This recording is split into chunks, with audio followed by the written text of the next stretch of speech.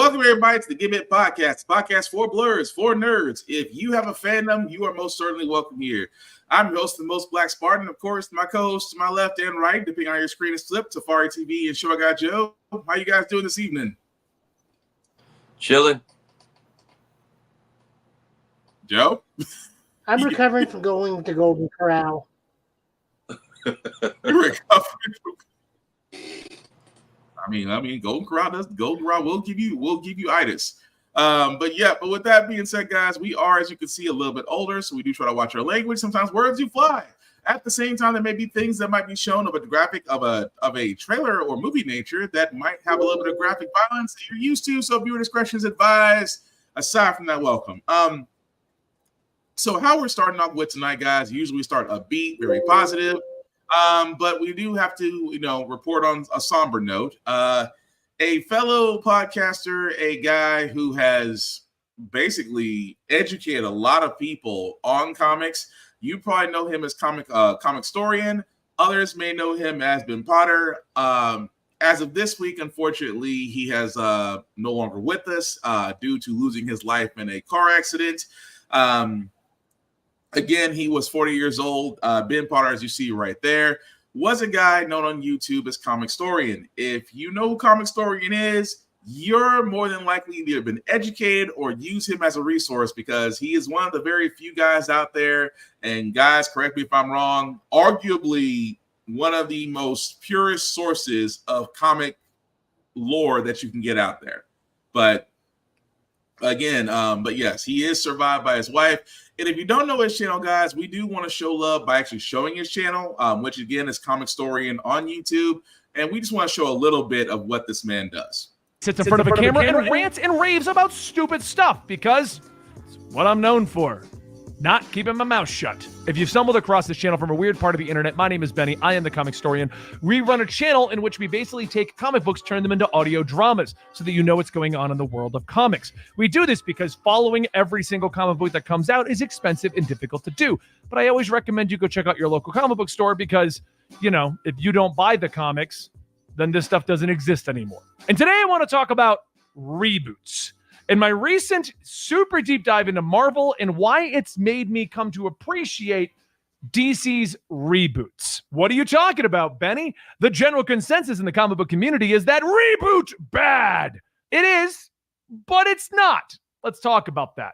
So recently we launched a new channel, Comicstorian Classic. Over there, I'm able to just read hundreds of comic books and dump them onto the channel the old way we used to do Comicstorian. And I will link it down below if you want to go check it out. What I'm using it for are comic books that wouldn't survive in the algorithm because nobody wants to watch a Poison Ivy comic and nobody wants to watch, the entirety of Fall of X. But I do want to cover those because I just enjoy the world of comics.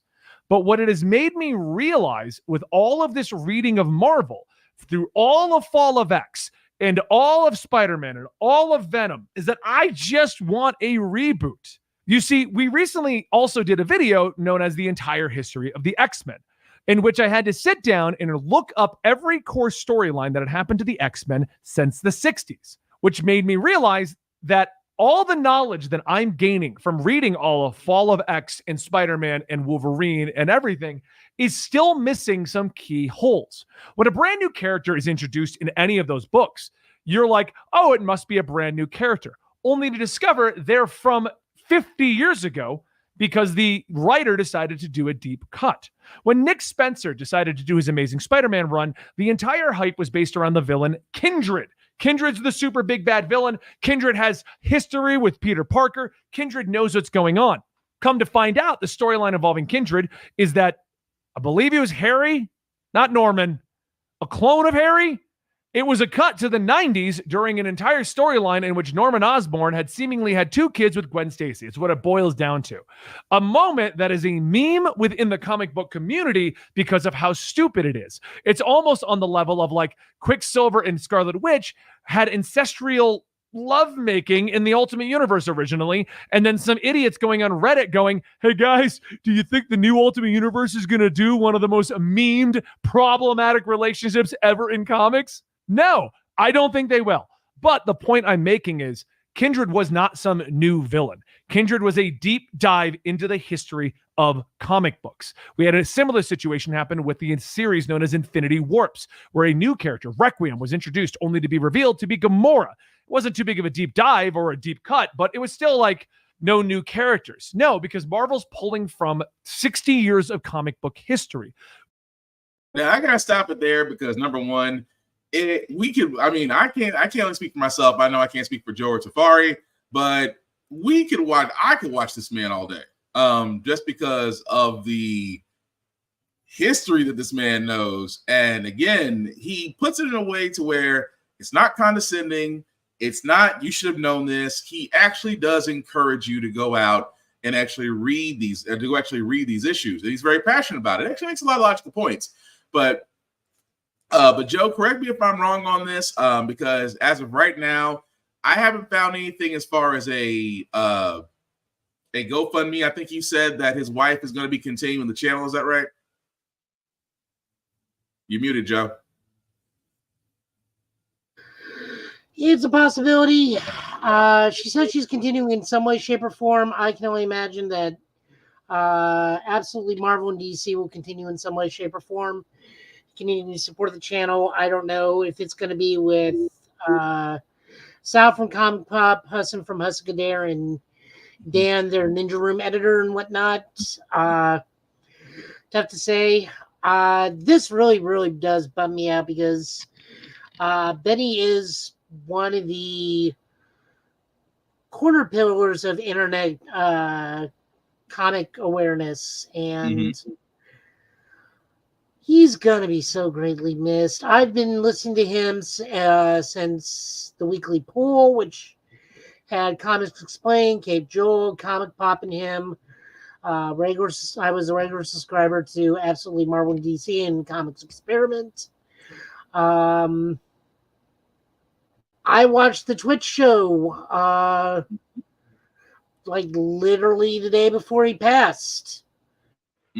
Or like 2 days before he passed. Like, it's just a really, really big blow, and you don't really see what someone's legacy is until they're gone. This was reported everywhere. You just don't think about stuff like this. Like, I saw People magazine, USA Today, Forbes, everybody was reporting his death. Everybody on Twitter, like, the comic community is just really in mourning because we lost somebody that was an advocate for us. Truly loved it. Even got to write a backup story, I believe, in Valiant at one point before Valiant went crazy, but that's another thing. We just lost a pillar of the industry. It's not something you easily recover from. I'm not going to go out on a limb and say it's like losing a friend. I did not interact with this person. I was merely a listener, but I will miss him nonetheless. I really don't know what else to say on this. It's just a really big blow. Yeah, I mean, he was to me, he was like one of those guys that genuinely did love comics, wanted to talk about them, wanted to encourage people to read them. And again, it's just going to be hard to find that. But Tafari, did you want to add anything else to that? Yeah, doing Blurred's Eye and a lot of the stories y'all reference, I would go to his page every now and then because, like you said, buying books is expensive or trying to get a quick recap. I think the first video I ever saw from him was, I think I saw online they were printing Deadpool Kills the Marvel Universe, the first one, and I didn't know what it was, but he always had a breakdown. So anytime I was curious about, like, what that or the sequel was, or why what was the Spider-Man story? One More Day was like such a hated story. That dude was always the first recommendation that came up with an explanation. So yeah, even the way his wife kind of tweeted it, I could tell it had to be a sudden accident, but it sucks. That dude's been around for a while. Exactly. But again, for all of us here at Give It Podcast, we do want to wish Miss Potter, our thoughts and prayers are with you.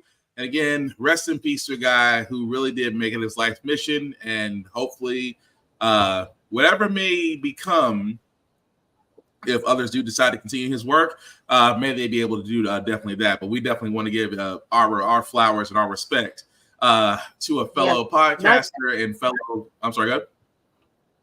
Say not just his wife, but to like Sal from Comic Pop, Kate Joel, Huston, all those like he worked with intimately. Rob from Comics Explained. Our condolences go out to them as well, because they are also directly affected by them. Because like Sal put out a statement recently, it's like there was not a week I did not interact with him. And this goes to show you how many people he really did touch. But again, our thoughts, prayers, flowers, respect, condolences, and peace to his family and to those that love him. Gonna be really hard to move from that, but we are going to try to do just that, because as we do pay our respects, as me and Tafari both did on Blurred's Eye View yesterday, we went ahead and gave our salute, because we will never see a Blade movie. And again, we're just going to go ahead and salute this out, because Blade has now lost a second. I mean, again, for all those that don't know, Blade is at this point, it's cursed this moment. The reason why I bring this up is because Jan Demange, who was the second director to be brought on to direct Blade, has now left the project. So if you're keeping count, it's 2 directors and 6 screenwriters by now that have been attached to this movie and now detached this movie. So again, this is a movie that has a release date of November 2025. Now that date is in question. But fellas, I'm just going to throw this out there. Is it time to throw in the white flag, or is it just time, or is it still hope that somewhere, somehow, Mahershala Ali will be the famous vampire hunter we'll see in the MCU? If Ryan Coogler is still making that vampire movie, he has an opportunity to do the funniest thing right now. And then especially with rumors of Wesley possibly appearing in Deadpool, that's just going to reignite the fire under everyone's behind. But I need to know what is the Topher Grace Venom plot line they're trying to force in there that every writer and director is going absolutely not. I'd like to know. Joe, you got any idea? What are we talking about? I thought we were talking about Blade. Yeah. But again, with Blade, it's like outside of, again, not going to the rumor mill. We're not going to stand and say that the current director and Mahershala Ali had creative differences. It's the reason why he left. It has not been confirmed. It's just the fact that 2019, if I'm right, 2019, 2020. So 4 years later, according to IGN, he's still attached to the project of this movie. And for an actor of his caliber, projects he can't just simply sit on that are not going anywhere, because man's got to make money. Other projects coming down the road with budgets and time constraints, and saying, hey, if you want to sign on to do this, you got to come on. I mean, we've seen that happen with other movies where if they get delayed enough, that director has already made commitments to other projects and they either have to leave it or it gets delayed. Do I think that the Blade movie can get made? Yes. Do I think, and I'm with Tafari on this, does it need to be in the hands of Ryan Coogler? Ryan Coogler-esque director, yeah, I'll give you that. Because I'll be honest, I think they want to keep Coogler for Black Panther because of the fact that where Black Panther's going, the fact that they still want to keep that in the MCU and make additional movies surrounding Wakanda. I think they're going to keep him there as a central director. Does Blade need one? Yes. I mean, I'm trying to figure out, because with the writing, and again, if you want to see our discussion on Blade at Blurred's Eye View, definitely check out Blurred's Eye View, because we kind of broke this out in several different ways.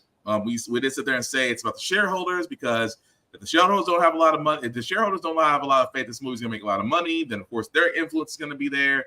We also sat there and said that, when we initially heard the first script of the Blade movie, it was like, oh, well, Blade's not the central character, but these other people are, which again, made people a little bit mad. And then let's not also forget Eternals, where the only reference of Blade we have is literally seeing the Black Knight about to pick up the sword after he says, "Death is my reward," and you get one line. So, with that being said, I don't understand. Even with Marvel's Blood Hunt, which, by the way, is great so far. If you haven't read it, but it just like, guys, correct me if I'm wrong here. It's like, is the movie just cursed, or the fact that we having a Warner Brothers problem? Like, some people are in the way of actually allowing directors and screenwriters to actually get the job done. I think somebody's meddling. I don't know what it is, because I feel like we don't even need. We're not supposed to be getting this much information about how many people are on and off the project. Mm-hmm. And then whoever, I feel like the hero who said keep him off screen for Eternals, probably is maybe the person who saw all this coming. Maybe. Joe, what about you? I'm wondering if this is because of the restructuring Marvel's doing right now with their film division to get back into people's good graces, their new version of quality control. Mm-hmm. I wonder if this dude got caught up in it. But at the same time, and I please understand, I do not mean this disparagingly. This is a Blade movie. This is not that hard. We had 3 of them. 2 of them were fantastic. It's a very simple process. Make vampires killing people. Let the nice gentleman that's a part vampire walk in the sun, do detective work, then fight vampires at night using gadgets. Fight big said vampire. Doesn't have to be Dracula. It can be Deacon Frost. It can be Dracula. It could be one of the new Blood Coven. It could be that new whatever his name is, Bloodstorm 1. That could be your new bad guy or something. Or heck, it could be Dazzler's ex-boyfriend from Executioners, for all I care. Who's the nephew or great-grandson of Dracula, but just still a prick. But still, my point is, I laid out the beats on how to make a Blade movie. They fights at night. He detective works in the day, fights at night, fight big bad guy, end of story. I just find it interesting that, and I have to give Greg Day this. I have to give Greg Day credit for this. He says, you guys don't like the direction the MCU Blade is going. How many of you are out there buying the comics of the writers that are currently writing Blade, which have been doing great? But again, that does bring up the issue. It's just that, why is it that there seems to be this big wall, I guess is the best way I could put it, is that there's a big wall somewhere between writing and getting a director, and it's just like, and again, Joe, just to add on to what you're saying, it's not that hard. Blade does have a rogue. He does have his rogue gallery of enemies is not that big, but there's plenty of stories you can tell, and literally you can start from anywhere. But again, it's amazing to me that for a movie that can really have a simple concept, it's having that much trouble getting off the ground. But are any of the writers on Blood Hunt previous Blade movie writers, or? Good question. It's just Jed McKay. Yeah, he's overseeing like the whole thing, because I know Blood Hunt. Yeah, McKay. I think McKay is overseeing the whole entire Blood Hunt. Okay. He's overseeing the whole entire thing, because Blood Hunt is predominantly Doctor Strange, Blade, or Doctor Strange, Moon Knight, and the Avengers, which are all his current books, with tie-ins focusing mostly on Miles. So that's Cody Ziegler, and then we got one-shots here and there, but the bigger tie-ins are Miles. Right. At the moment. Even Scarlet Witch isn't doing too much with it. And Black Panther, but I don't know if Black Panther has an ongoing right now or not. It does. Okay. Wait, are you talking about with Blood Hunt or a separate story? Like in general. I don't know if Black Panther has an ongoing at the moment. It is. Yeah, it's still ongoing.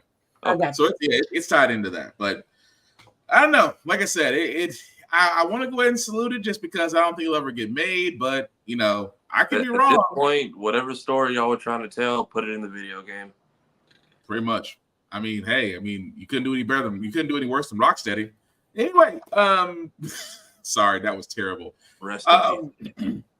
We did actually get some trailer news. We're gonna start with the first one because after our podcast last Friday, this came out for Street Fighter, which we did talk about the fact that we were going to be seeing some new fighters come in. We actually did get the trailer for M. Bison.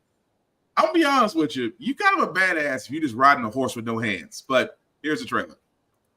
I love that they're paying homage to Raw Julia in this.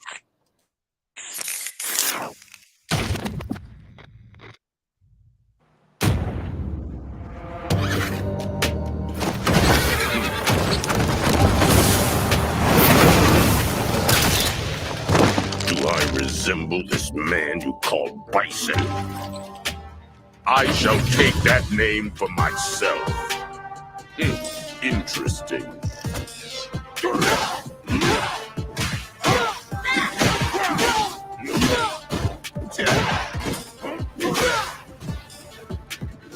I shall crush your spirit.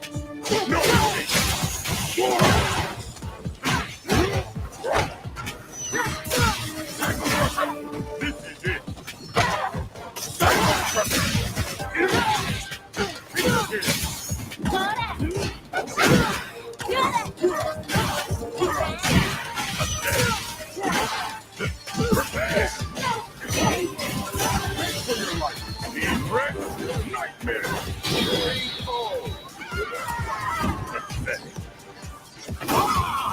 Roll me over. I will tame you in due time. Cry for mercy. Prepare.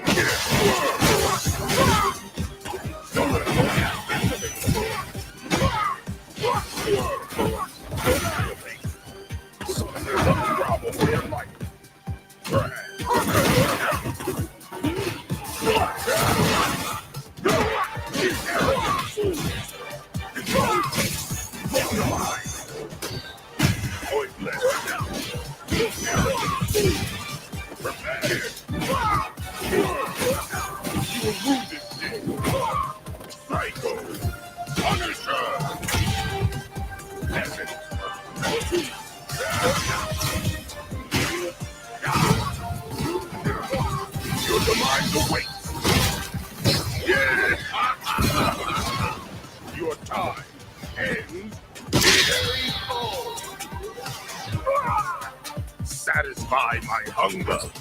That is all I need from you.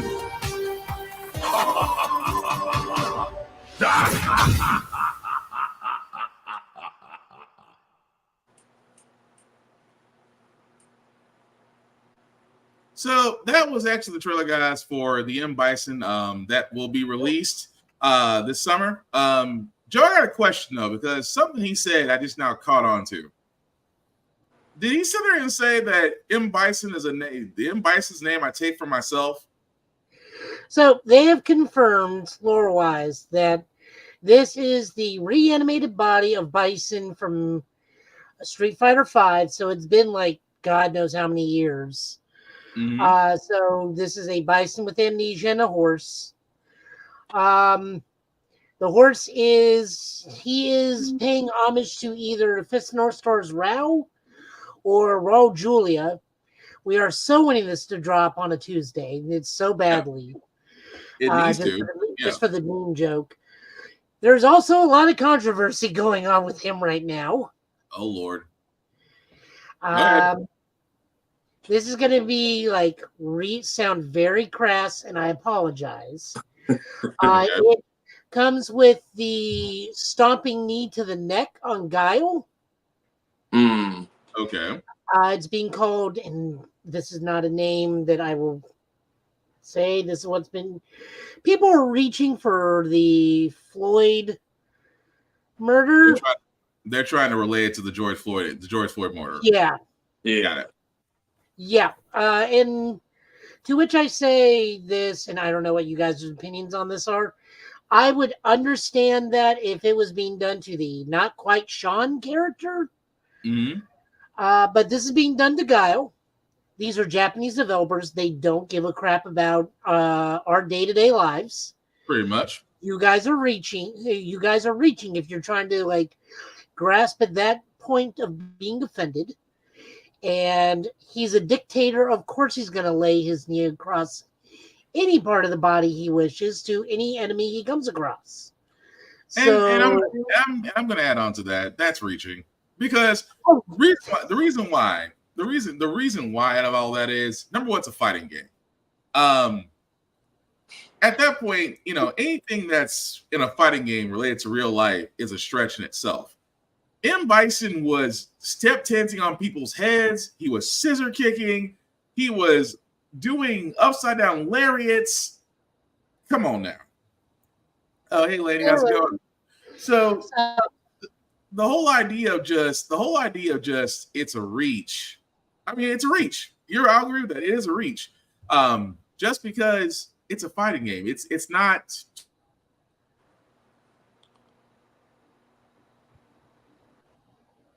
To be so relatable to where situation, all that it is. So, I mean, Tafari, you want to add anything on to that? I mean, yeah, you can't really say that this is what they're trying to make it out to be, and at the same time, look at how confused Harada is with Waffle House still. That man is trying his best to understand, and he's just not getting it. Wait, is he still asking questions? Wait, time out. Is he still asking questions about that? He was asking last week about why, I get it now, but why? Why is there always violence in these restaurants, and why do y'all keep going? That part. He's like, I want to understand the culture around it so bad, but I can't find any solid answers. So clearly, they don't know what's going on over here, over there. Someone just needs to explain to him, this is how we throw our family into volcanoes. That too. We go to Waffle House at 3 a.m. This is our Mishima way. That's pretty much what it is. But no, realistically, it's reaching. But so is Bison again now Grim Reaper now with the horse and the cloak, because that was the main complaint everybody has. So I thought Bison died last game or whatever happened. So I mean, Bison died last game. Geese Howard's fallen off the building how many times? Now he's coming back. Team Orochi died in 96, and now they're playable team in KOF 15. Yeah. Chris Yashiro and Shermie. To which I will quote Maximilian Dude on this one. They can be dead until they're wanted to be brought back enough to where money says, bring them back. Very much. Now, I did put out a good joke about this one. It's like, once again, Charlie Nash has died for nothing, but he'll come back. Probably looking like Lord Raptor from Darkstalkers, but he'll put Bison in the ground with him at some point. Gameplay-wise, I think Bison plays, outside of his specials, I think he plays incredibly differently now. I think he's a bit more mobile than he used to be. He may not even be a charge character anymore, maybe except for Psycho Crusher, but Lord only knows. A lot of people thought it was Sagat, and then people with more common sense, well, that means Sagat got a foot shorter and grew a lot of hair. I mean, the man's still bald. I mean, and apparently grew an eye back. I'm like, when you get that kind of hatred, that baldness is still there. That's a special kind of hatred. That's all I'm saying. I don't even know why they would bring Sagat back. And they keep naming all these people they want to be brought back. It's like, this is actually moving forward. Ryu, Ken, Chun-Li are in their 40s. Right. We literally see Balrog is retired and just living his life in a penthouse because he's too old to fight anymore. Sagat, Lord knows how old Sagat is, but there's no point of Sagat being there unless he got a new tutor or something, because Ryu's grown beyond Sagat. That was his only motivation. Let's not forget Akuma just seems to still be around, but just that he's starting to look more like a, correct me if I'm wrong, he's starting to look more like a retired saint than an actual fighter. He's an old Japanese man that's slowly becoming just that bear that lives in the woods that won't go away. Pretty much. But no, still good trailer. Again, we're not with the whole reaching thing. Let's just enjoy the game for what it is. So what say, Joe? He's coming out right around the corner, because they already put out the full gameplay breakdown on him too. So end of the month, early July earliest. Yeah, they said summer, so I say July. But I want to get to this because, like I said, news came out after our podcast, so that was the only thing. Dragon Ball Sparking Zero did give us a game mode showcase. Oh, thank you, Dead Rice. Thanks for watching. I'm sorry. So Dragon Ball Sparking Zero did give us a game mode showcase. Tafari, Joe, anything y'all guys want to say before I play it? Let's roll it first, and then I'll chime in. The room of spirit and time. A test of power. I guess we'll see. This will be when the true battle begins.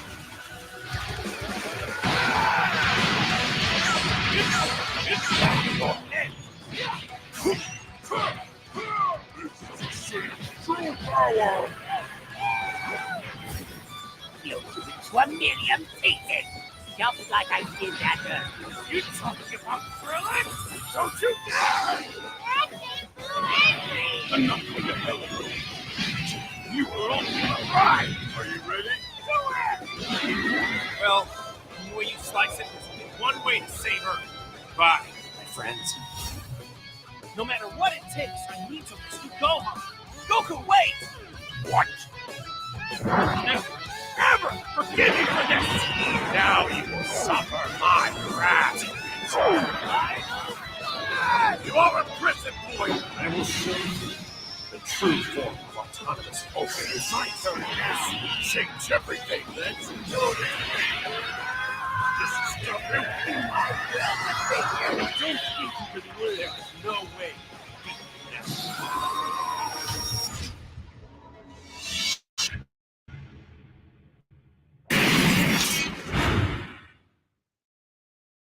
皆さんこんにちは。ドラゴンボールスパーキングゼロのメインプロデューサーの古谷と申します。本日はよろしくお願いいたします。先ほど皆様に見ていただいたのは6月上旬に公開したトレーラーでした。映像にもありました通り、本作は10月10日に発売決定いたしました。応援してくださっている皆様には改めて感謝申し上げます。発売を楽しみにお待ちいただけたらと思っています。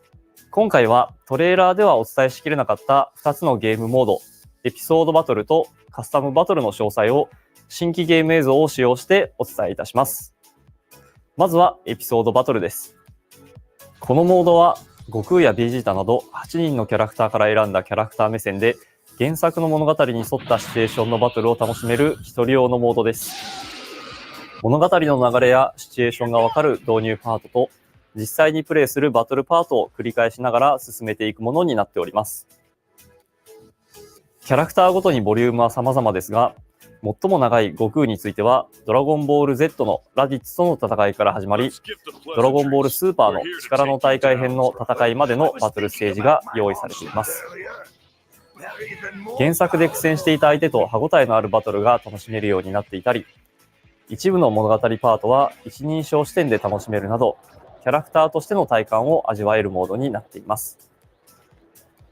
一部のステージに限られますが、物語のターニングポイントとなっていた場面での選択やバトルの結果次第で、原作とは異なる場面に出くわすこともありますので、ぜひドラゴンボールのキャラクターになったつもりでお楽しみください。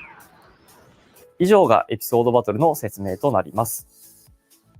そして2つ目のモード、カスタムバトルをご紹介いたします。こちらはオリジナルのシチュエーションのバトルを楽しめるモードです。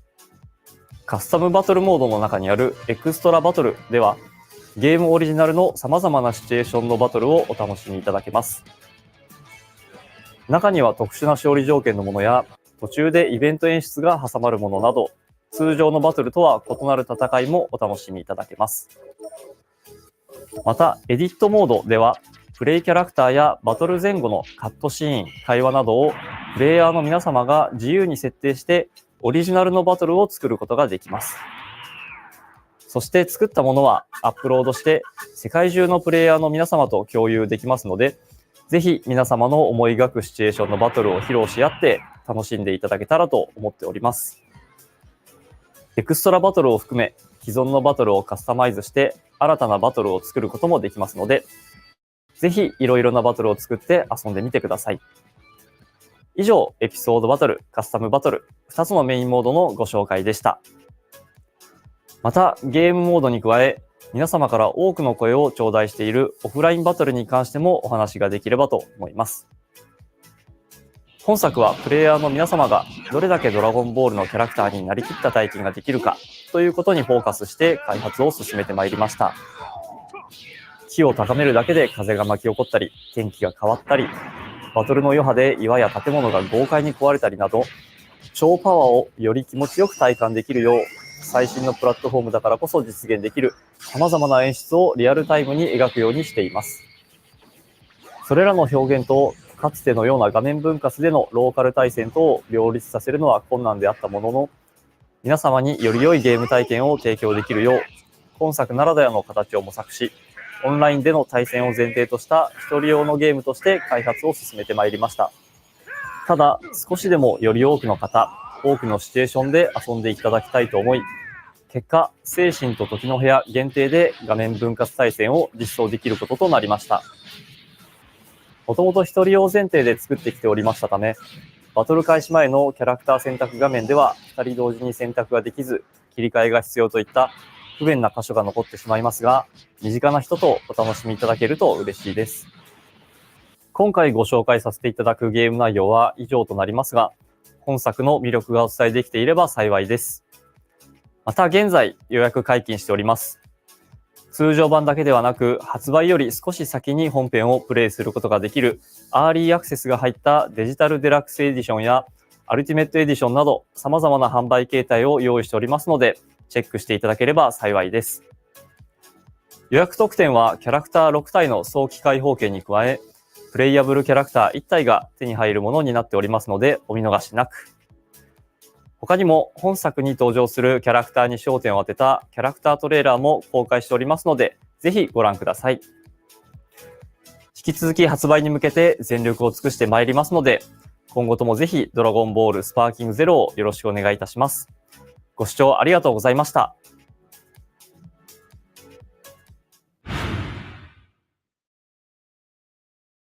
Okay, so that, guys, was the big game mode showcase for Dragon Ball Sparking Zero. As you guys can see, will be available October 11th on all platforms.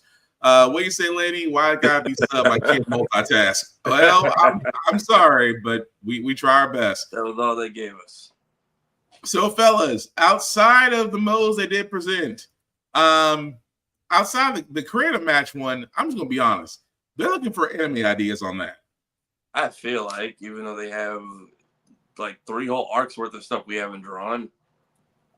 Oh, that's anime ideas. They want us to sit there and see. And don't be wrong, the whole creative battle to where you can, mix and match, do the outcomes, and do the post scenes. That's great. Because we've always wanted to see how different fights can go. I mean, outside of the what if scenarios. So, I mean, for what all they're doing, it looks great. At the same time, y'all look for anime ideas. I'm just saying, you're slick about it. Don't get me wrong, you're slick, but that's anime ideas. But what do you guys think? I like that one of the what if scenarios is what if Hercule joined the Tournament of Power. I feel like it's gonna be it's gonna be him on all fours curling up the hide, and Jiren trips over him, and that's how we win. I can see that. Although that would be funny as hell, but I can see that. And then we got first person cutscenes I noticed too. So I think a lot of the story through other characters' eyes, which is going to be interesting. I'm curious what the conditions will be for getting the what if stuff, and just seeing how the scenarios play out with the custom modes that people are going to download. That will be interesting because again, outside the what ifs, outside the create mode, outside of what was the other thing they discussed? Create mode, battles. They haven't got to the online play yet, but I'm pretty sure that's going to run smoothly. I don't really see a lot of issues with that. It's just it feels like the co-op was added last minute because you can only do it in the hyperbolic time chamber. Yeah. I'm sorry, Joe. What are you saying? So this is Namco. We're going to get subpar netcode unless it's Tekken. Yeah, that is also true. But I mean, overall, it does look nice. It does make me want to. It does actually make me want to play it just because I want to see how far they're allowing us as the fans to do with Dragon Ball. Because again, like I said, still looking for anime ideas. But anything else y'all want to add to it? Mm-hmm. What's that? Well, I mean, they soft confirmed Dragon Ball GT, so Tournament of Power 17 versus Super 17. Which one is the true 17 of the future? You're just gonna give the anime ideas, Joe. You're gonna give the anime ideas. I mean, Matter just all-out Android assault. See how many androids Trunks can make through it as the future changes. Or if I really want to be that, or if I really want to do anime stuff, the True Lightning of Absolution, Omega Shenron versus Fusamasu. That would be an interesting fight. Would be cool. Shadow Dragon versus the Shadow God. I saw that they have, on top of beam clashes, they have grab clashes now. And one of the funny tweets I saw was like, well, what is Future Gohan supposed to do? The grab from the movie where he just grabs 17 by the hand and just like slams him down by the feet. Still, I guess, but like the clash is two hands and you have to button mash to see who wins. Oh, he's just going to go like this and then grab him. You know what he's going to do. I also learned that we're going to be getting manga exclusive attacks, such as Vegeta's Gamma Ray burst. Yeah, I saw that the Gamma Ray burst in there. And then we're getting the father-son Gallic gun, I think. Yeah. Or Final the father-son Final Flash. Because yeah. The what if, I guess, Trunks and Vegeta finished off Cell is one of them. Yeah, that's a one-of scenarios. So there's that. I wonder if we are going to get like some of the weirder attacks from like some of the other games now too. So like Final Shine or Final Dragon Flash or it's possible. Double Final Shine. Well, apparently with some of the characters, the costume change will give you your moveset. So I'm hoping that will be the case. Either way, we'll come. Go ahead. Now I was gonna say either way, we're gonna find out come October 11th. But what are you gonna say, Joe? I have been noticing, and I know Tafari has already put out a strongly worded message for the Dragon Ball tubers that are currently playing the demo build right now at their leisure. I don't want to make him any madder than he already is. I've been watching where everyone's beating on Vegeta, and I'm noticing that we are having quite a significant amount of close damage in this game as well. Because he has his Namek uniform, and then it gets blown up, and it looks like what he looked like right after he fought Raccoon. Yeah. Interesting. So, stuff like that. They do explain how Hercule flies. I saw a gameplay of him fighting, and I'm just like, no jetpack this time? No, so apparently Boo shrinks and enters into him and gives him the ability to fly. Wow. But he still summons Boo for his ultimate. Yes. Boo's always with him. I have no words. I guess that's one way to do it. Curious what they do for other characters like Grandpa Gohan or whatnot. I haven't seen a lot of classic Dragon Ball characters in it, but I feel like it would be weird to not to leave them out and bring Daima in, which is just Dragon Ball again. Yeah, it would be interesting. I know I saw Shoeless Goku, but I don't know if that's end of Piccolo Saga Shoeless Goku, or if that's fighting Raditz Shoeless Goku. I believe that it's fighting Raditz because in the Tenkaichi games, that is one of his alternate costumes. Well, in one of the Tenkaichi games, they also had him when he was doing the 25th Tenkaichi Budokai, because it's got the big combination attack he did on Piccolo. Oh yeah, the punch of the gut, and fall upward into the sky doing the Kamehameha. I feel like they give you that in the Raditz fight in those games because we're only 2 episodes into the show, so we don't even know what he knows outside of the classic moveset yet. True. Because we have yet to have like we've never gotten a teen Goku. Like it's always either chibi kid or like grown adult. No, I count Team Goku as Piccolo versus Piccolo Round 1 Goku. I know, but I'm saying when they put him in games, they always start that model. Oh, yeah. Character. That character gets started at Raditz. They never give him his, except for Kakarot, because they just did the DLC. Interestingly, if you look at the character select screen, no Ultra Instinct or Ultra Ego selections.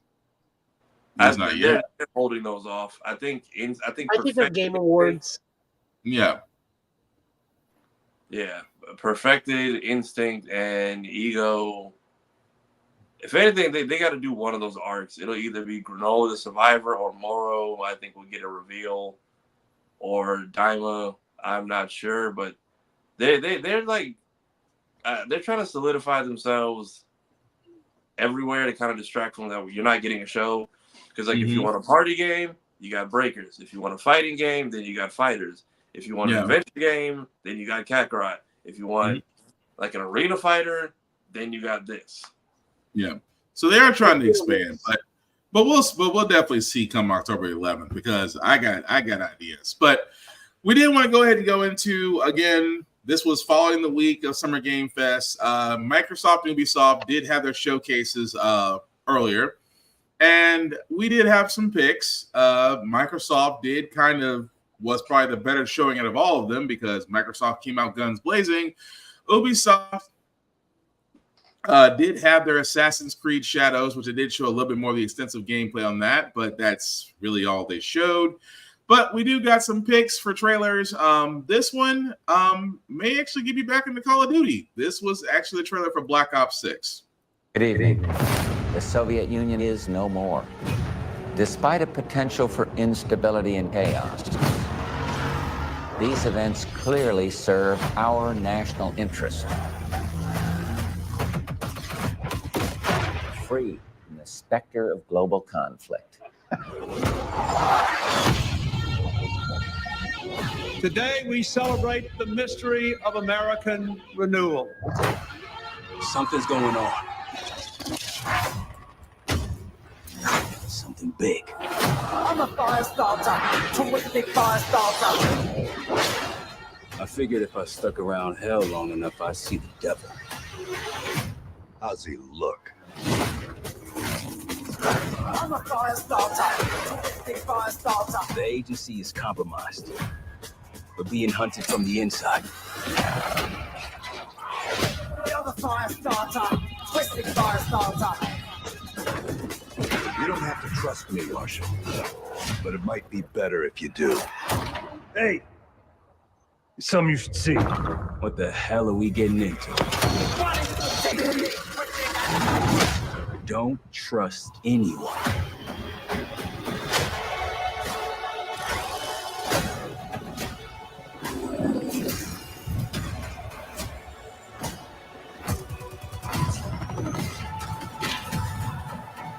You broke into a CIA black site. Are you out of your mind? Things got complicated.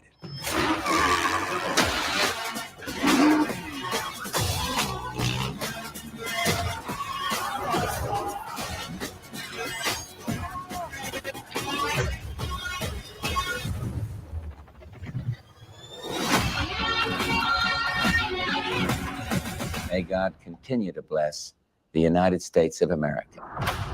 Pre-order the Vault Edition and get the Hunters vs. Hunted Operator Pack, the Mastercraft Weapon Collection, the Season 1 Black Cell Bundle, and more. Good evening. Okay, I know what you're thinking. Because I've sat there and said, I have been one of the perpetrators that has sat there and said, you've basically been buying the same game for the last going on 20 years. No, 15, 16, but around that. I said it. Here's why I say Black Ops 6 gets my attention. They're focusing more on campaign. They're giving campaign the same attention they're giving multimedia player, which was my big issue with it because the campaigns on Call of Duty were actually very good. And then somewhere between Modern Warfare 3 and then 8, 9 to 10 games later, they just stopped doing campaign mode. They just focused on multiplayer because, again, that was the moneymaker. So now that they're actually getting back to campaigns, especially with this one, I'm invested. I want to see if it's worth it. Is it worth the pre-order? No. They started strong with the pre-order bonuses at the end. Right.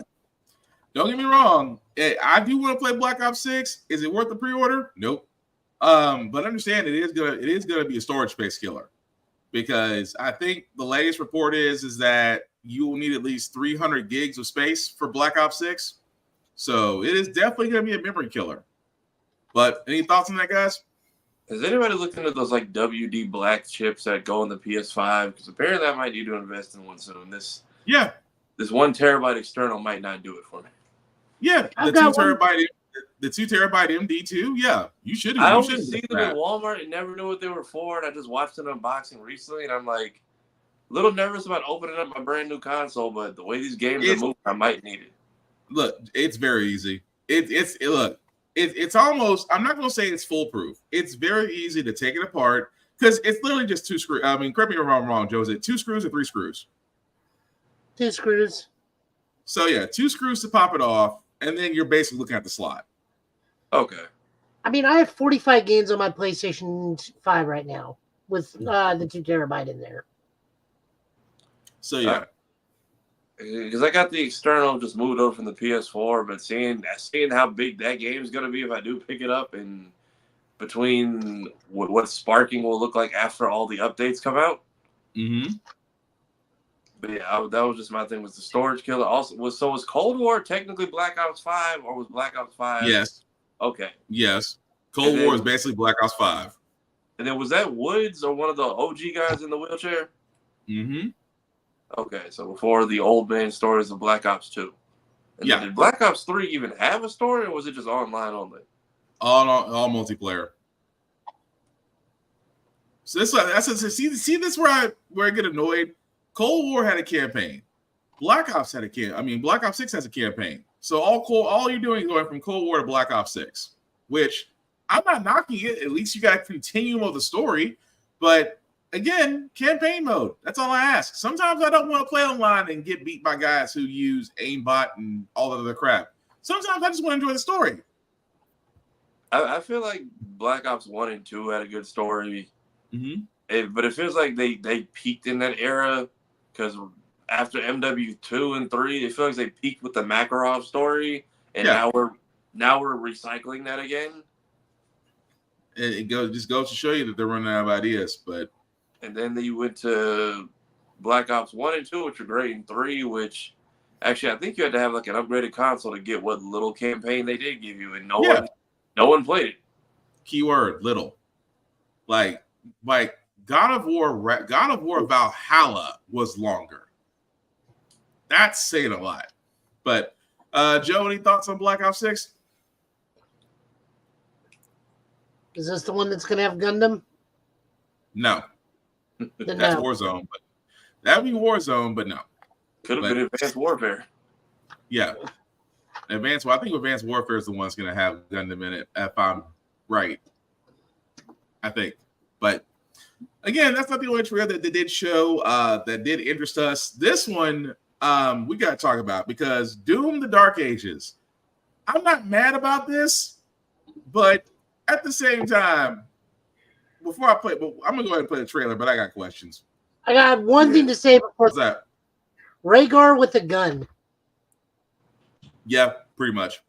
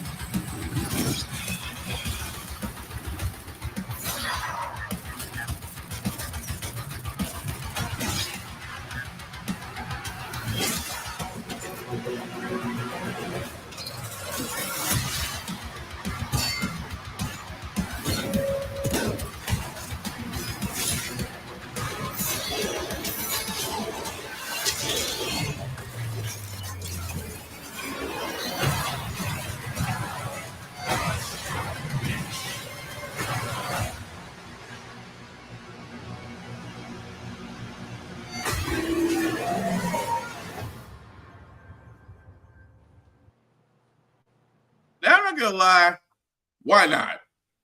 That was guys for trailer for Doom: The Dark Ages. Will be coming out next year. I'm sold. Only because he's got a chainsaw shield and looks like a ball and chain weapon that he has as well. So yeah, like a swinging mace. Yeah, so I'm sold. I really am. But guys, what about you? So how old is Doom guy? Like, he's gotta be centuries old at this point. I never knew like the lore of Doom, and I'm like, if I didn't know he's been around this long, because we're in the medieval time, but we still have spaceships to launch people out of, and all this other stuff. Yeah, crazy, ain't it? That he does, during the medieval times supposedly, but he still got his super shotgun. It still lasts the test of time. But I got no words. I'm definitely playing that when that comes out. Joe, any words on Doom? I mean, I'll definitely give it a shot once it's on discount, like Eternal and everything else. Probably not going to grab it like right out the gate, but it looks fun. Interesting premise, good soundtrack. It's the Dark Ages. Why are there chainsaws and shotguns? But whatever. I'm like in kaijus and spaceships. Again, it's Doom. If you ask questions, don't just enjoy it. It's chaos. And what is the story of Doom? They like opened a portal to hell or some crazy shit, right? Yeah, always open your portal to hell. Every Open your portal to hell on the moon of Phobos. Yeah. So that has just been going on forever then, or yeah, just pretty much it's pretty much scientists basically playing around with portals and summoning demons for hell energy, for what they call it, infernal energy or something like that. Basically using hell as an energy source. But again, not surprising. I still want to play when it comes out. The next trailer we got, guys, Dragon Age: The Veilguard. Thanks, Joe, for telling me this because I was wondering what happened to Dreadwolf. This is what happened to Dreadwolf. That EA basically took Dreadwolf and made it into this. And here's the trailer for it.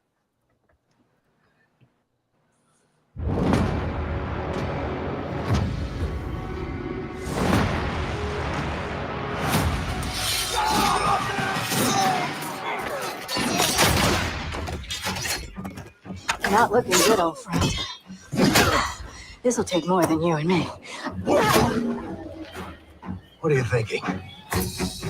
We need someone to be our eyes and ears in the shadows. And someone to bring a little darkness to the daylight.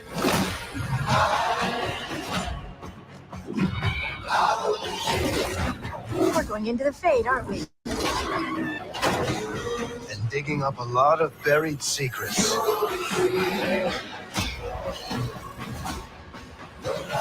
What about Darkspawn? Yeah.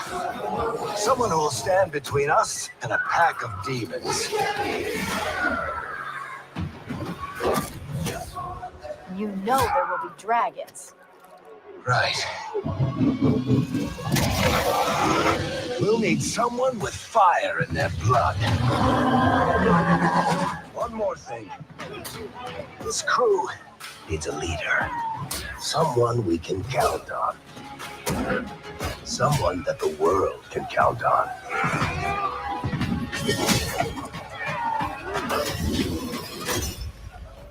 But where are we gonna find her?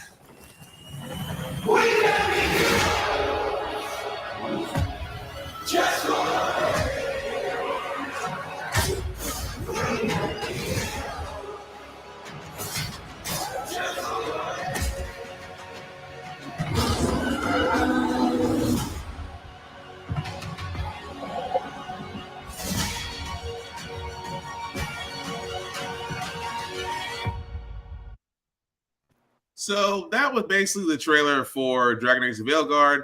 And again, wait, what did Final Max say? The trailer confuses me. It's supposed to be a game or an Amazon Prime series. I know about Dragon Age, so y'all two have the floor on this one. No, I get it. No, I get what Mr. Final Max is saying because he knows what it is. It's just the tone, which I get exactly what he's saying. I'm just hoping it gets made because this time last year, we were supposed to be getting Dreadwolf. Dreadwolf had a trailer, and yet we're still, I didn't know what happened to Dreadwolf until Joe said something about it. And apparently they abandoned Dreadwolf and decided to go into Veilguard. So it looks great. Would love to play it. I just hope it gets made. That's the best way I can say it, because I was looking forward to Dreadwolf, and Dreadwolf just got scrapped. So there's that. Dreadwolf was supposed to be like the next Dragon Age game? Yeah, Dreadwolf was supposed to be the next Dragon Age game. And then somewhere between here and the Veilguard, it got 86. So we shall see on that. But I did want to get to this trailer because, again, Microsoft almost lost me as a fan until I saw this. And when I tell you I almost screamed like a little girl, I almost screamed like a little girl. I'm not ashamed to say it. We're finally getting a Gears of War, and they're finally going to tell the story of E-Day. This is the trailer for Gears of War E-Day.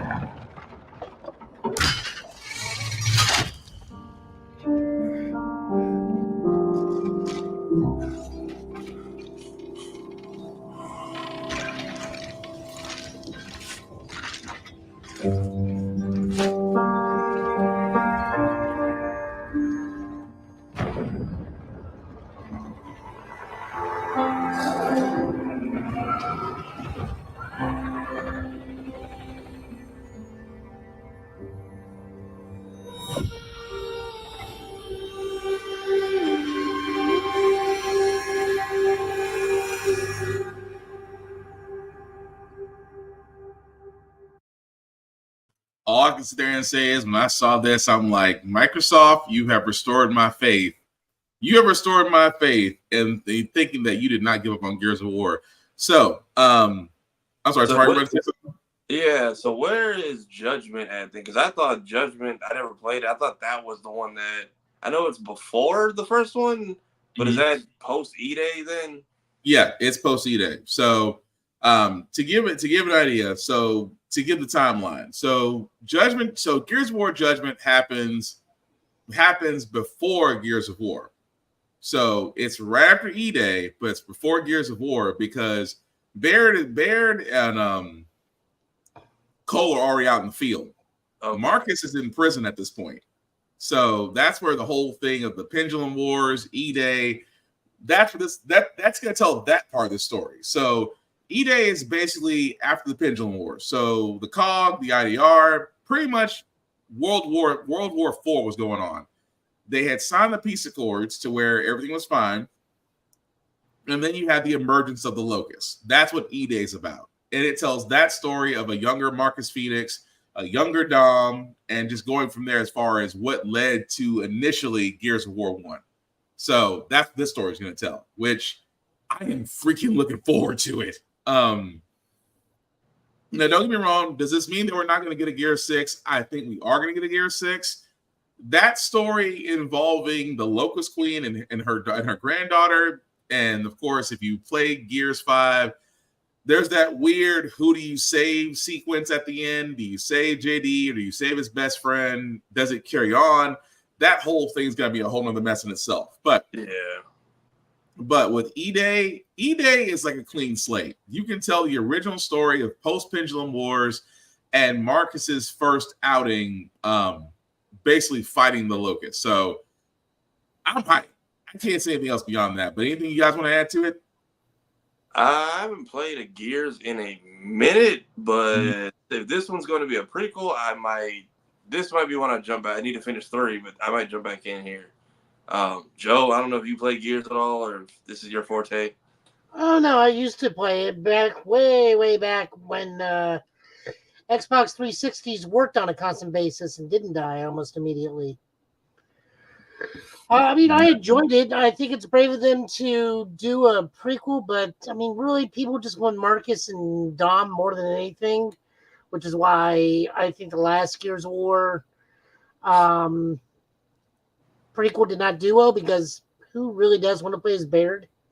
It's like playing. It's like turning on The Simpsons and listening only to Mo. No, I mean Gears 5. I disagree. Gears 5. There's the other thing. Notice it's no longer Gears and a number. It's back to Gears of War. Yeah, because Gears 5 they try to follow Halo. I'm just gonna be honest. They try to follow Halo. Did not work as well. I just think that Gears 5 was short. I will say it was shorter than what we're used to, because 4, 3, 2, and 1 were all very lengthy games. But I'm hoping, like I said, hopefully E-Day is going to bring a lot of people back to it, just because you are right.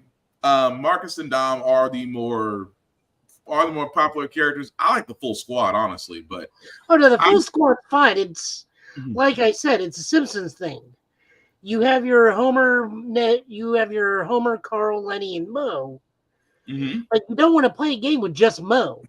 Although there was that episode with Mo, though, now that I think about it. But either way, we don't have a release date on E-Day as of yet, so we're definitely going to keep up with that. We do have some gameplay reveals with 2 of them. I do want to start with Star Wars Outlaws first, because, again, it was a questionable one until this was shown at the showcase.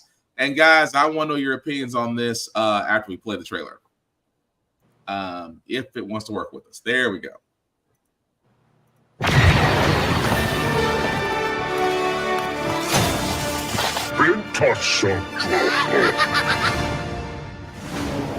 Welcome to the first ever open world Star Wars game.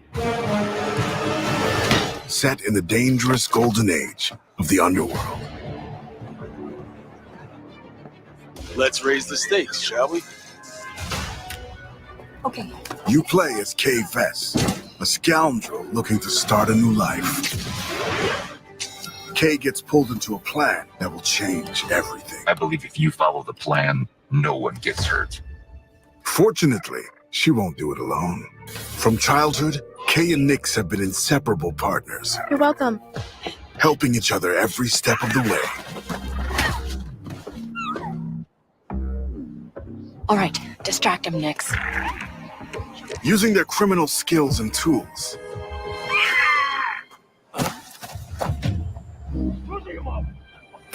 Kay and Nix will have to constantly adapt to every scenario. Nix, you want to drop that for me? Come on. Whoa. If you don't want me to sound the alarm, you'll get me out of here. As your versatility grows, gain access to new skills and more lucrative contracts. There she is. A friend needs a little something stolen. And in this world, your actions have consequences. I can't let you walk out of here. I'm gonna finish it. Shame.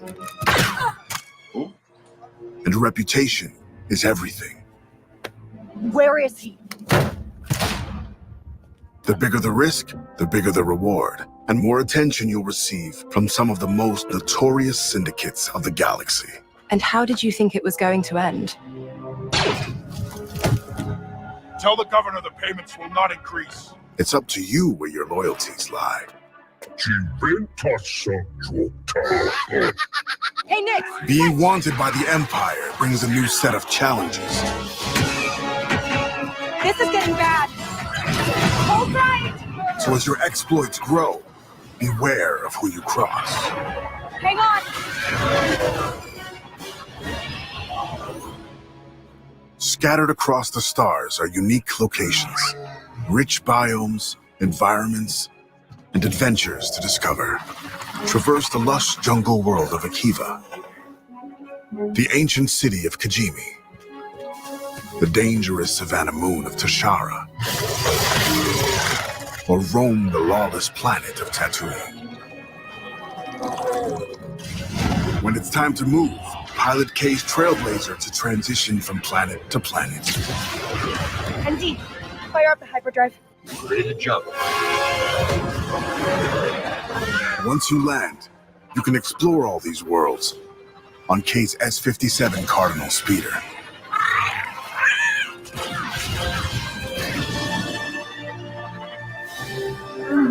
This is the life of an outlaw. A life where you fight, explore, and infiltrate parts of the galaxy you never thought possible. There are opportunities at every turn, and if you're willing to take the risk and defy the odds, the galaxy is yours for the taking.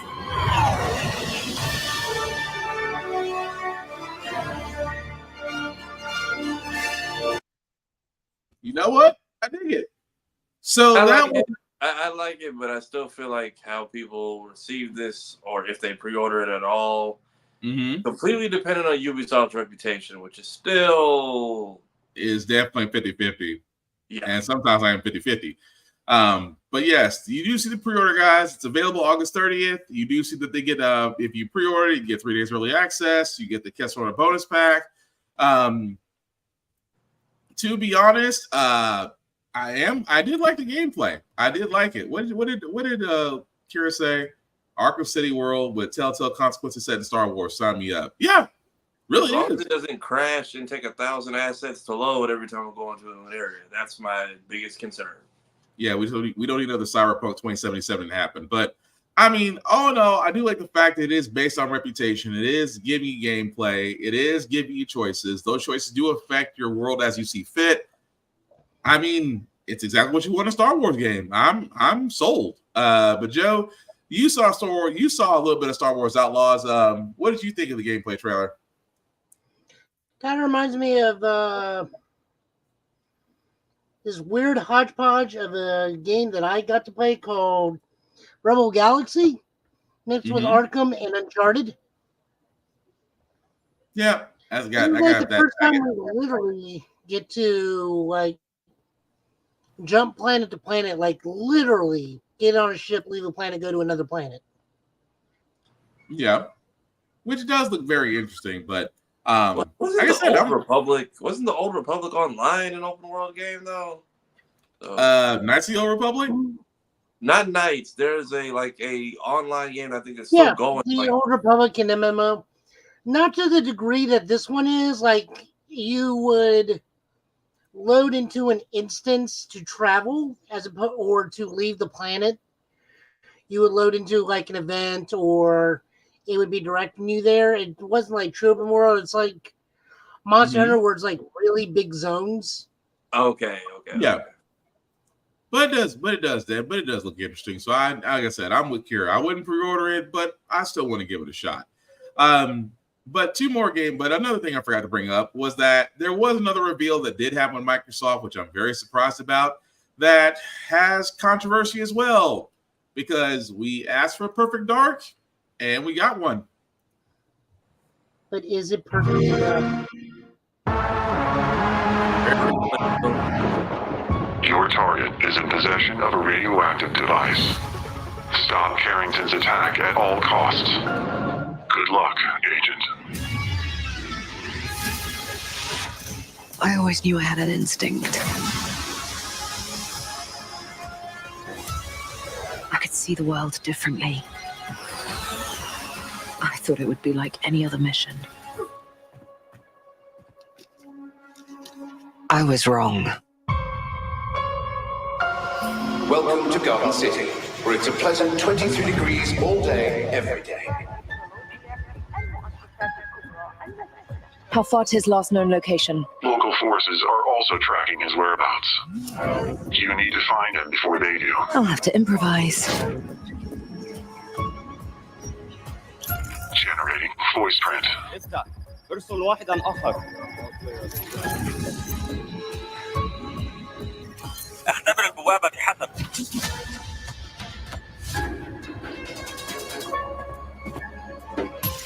What readings are you getting? We are getting odd readings from your monitor. Can you confirm? I'm looking at the screen right now.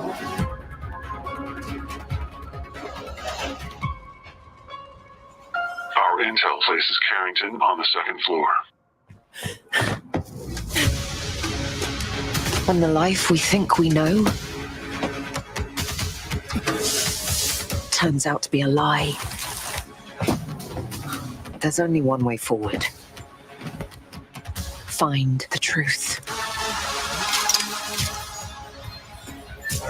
Scan's clear. I'm going in blind. Carrington! Damn it! Analyze. What am I looking at here? Carrington appears to be targeting a research facility. If he attacks it, the casualties could be astronomical. Agent Stark, it's a pleasure to meet you. I could use someone with your skills.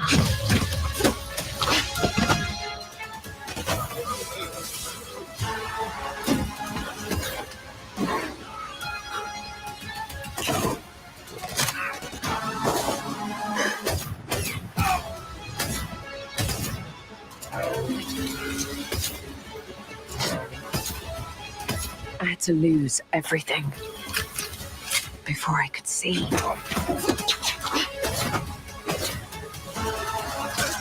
What this world was really hiding.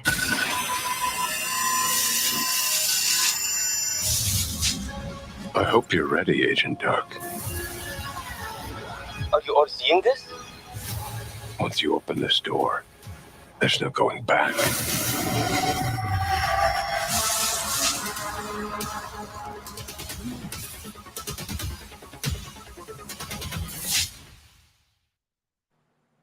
Okay, so that, guys, was a trailer for Perfect Dark. If that's what they're rebooting with it, I'm good with that. What did Kira say? Is this Edge Runner with more steps? Kind of feels like Edge Runner a little bit. I haven't played a Perfect Dark in so long. Y'all can tell me what's right or wrong with it, because I could not tell you. I mean, everything was right to it to me. What did Mr. Final Max say? Crystal Dynamics seems addicted to bad hair styling characters, and I don't know, pull up the Mirror's Edge free running. That's kind of what I thought of when I saw the parkour. I think they can. I'm going to be honest about that. I just like the fact they're giving it a shot, because Perfect Dark to me was always the underrated shooter on N64.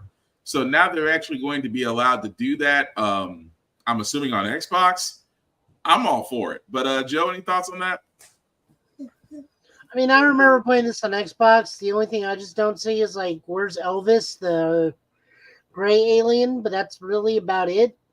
Mm-hmm. Like, looks fine. I'm not going to complain about it. I wonder, I do know IDOS Montreal is helping out with this. Yeah. So I'm wondering if this is going to be kind of like, what's the name of that one Cyberpunk game they did?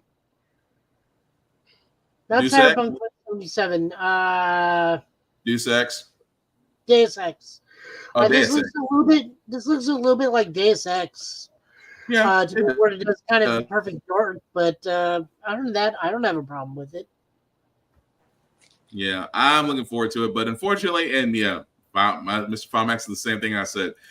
So we're gonna see what happens with that. So the last show that we do got, guys, another gameplay trailer for South of Midnight, because this was one of the games that I thought were pretty interesting. It'll be pretty interesting because it's a little bit different.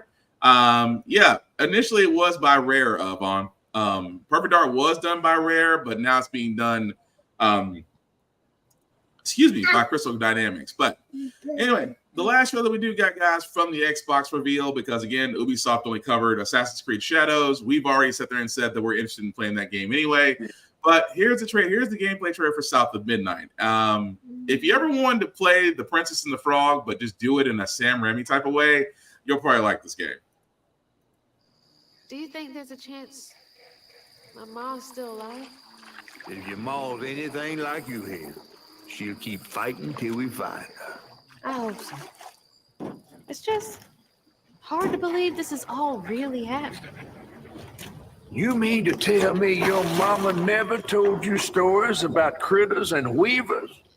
Oh, you're lucky I come along. What? Shh.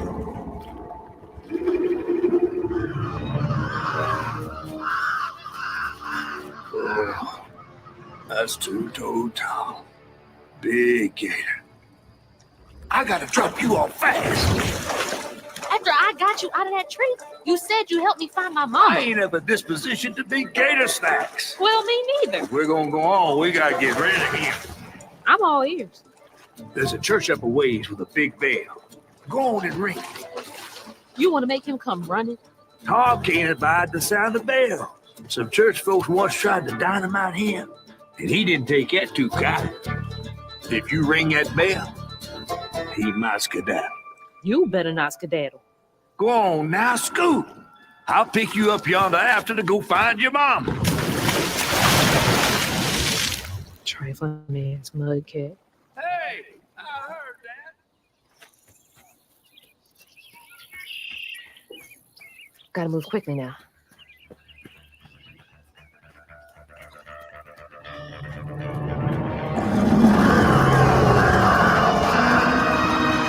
Wait, that floating island is the gator?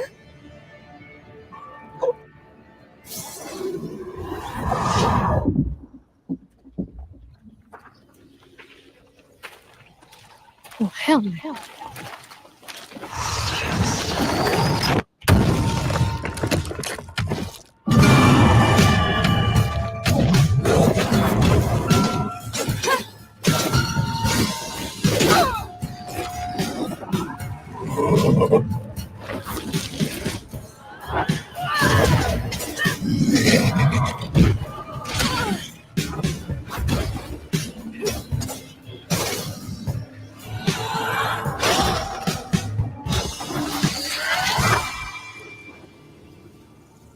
All right, time to find that church.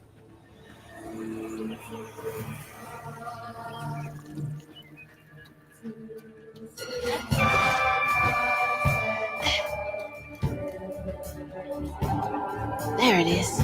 Now to get over there.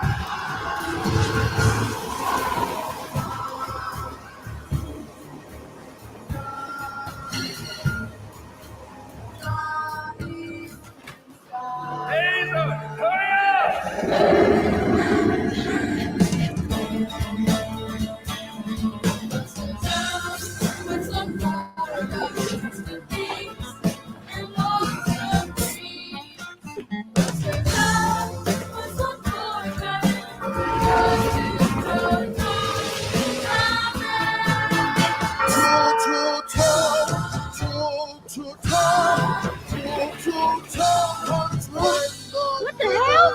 Hurry up! John!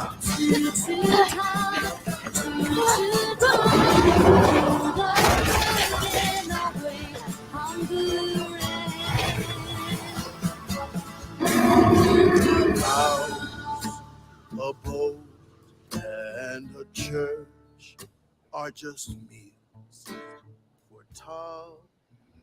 So that was a little bit of the gameplay trailer for South of Midnight. As you can see, guys, coming next year to Xbox Game Pass and Xbox Series X. It will be playable on day one.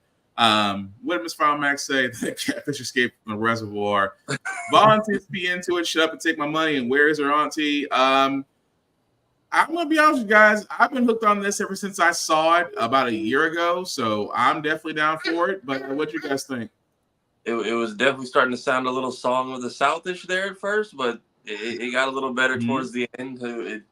It went from What is the ride they just got rid of? It went a little bit from Thunder Mountain to Tiana's Bayou towards the end. No, we have a new name for it. Now it's Princess Logs. Yeah, Princess Logs. Is that really the name of it now? No. It's still That's the name. Tiana's Bayou Ride, but now we're just calling it Princess Logs. Yeah. So it's definitely. I mean, Oh, the really? music does. That The catfish music. sound like the first draft script from the Princess Frog. Like I was sitting there listening to. It's like you were what originally was, and then you became the Firefly.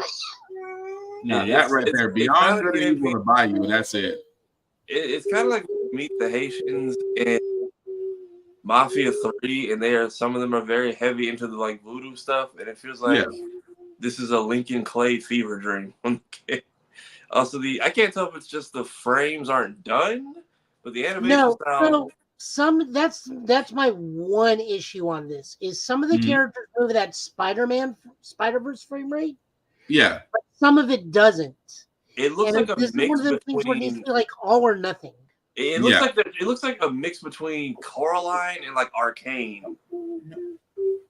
And yeah, like I get that too. Like they can't figure out which way they want to lean in certain scenes. Yeah. Also, this is why you don't flush your pets down the toilet. Very much. But again, it looks like it's going to be fun. So guys, I got to ask a question because we know we did show a little bit. Microsoft did actually show well over 25 different games. We only did pick up a handful. But between Ubisoft, Microsoft, and Summer of Games, I got to ask you guys, who won? Microsoft, because I definitely had no expectations for them whatsoever.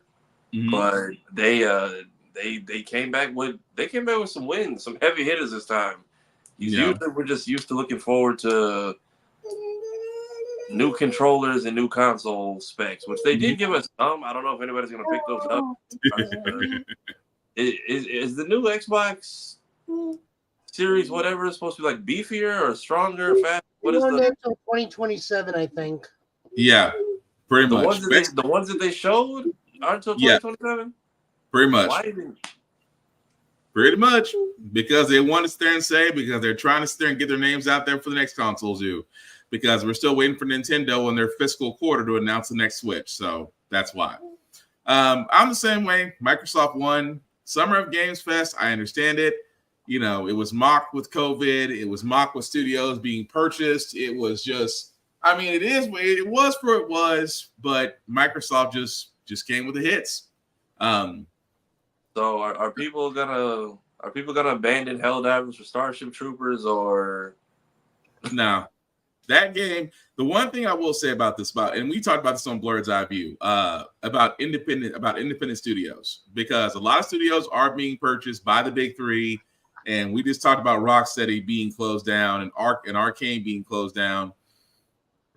The way these independent studios are surviving is basically off games like Helldivers. If you make a game like Helldivers 2 and it's fun and it's playable and you stick to it, I mean, you survive. You have to worry about getting picked up by the big three. No Aisha Tyler jokes. Well, I mean, it's not E3, but you're right. But yeah, that's pretty much it. It's just the fact of as long as they do what Helldivers 2 has done, I see a lot of independent studios thriving without the big three. But that's just me. But I kept seeing the reply because they were fighting for their life in the replies about being a fake Helldivers and this is a Helldivers clone. And then you have people who are like, you guys know Starship Troopers came out like first, right? Like this is without this, you don't have Helldivers, and you can play 2 games where you shoot bugs. It's not a contest. So some people were so anal about it. And I guess the guy in the trailer is someone in the movie for the first. I don't know the lore of the whole thing, but yeah, but no, that's really all what it is. But to keep it going, guys. Again, just some quick news before we get to our quick impressions of The Acolyte and The Boys.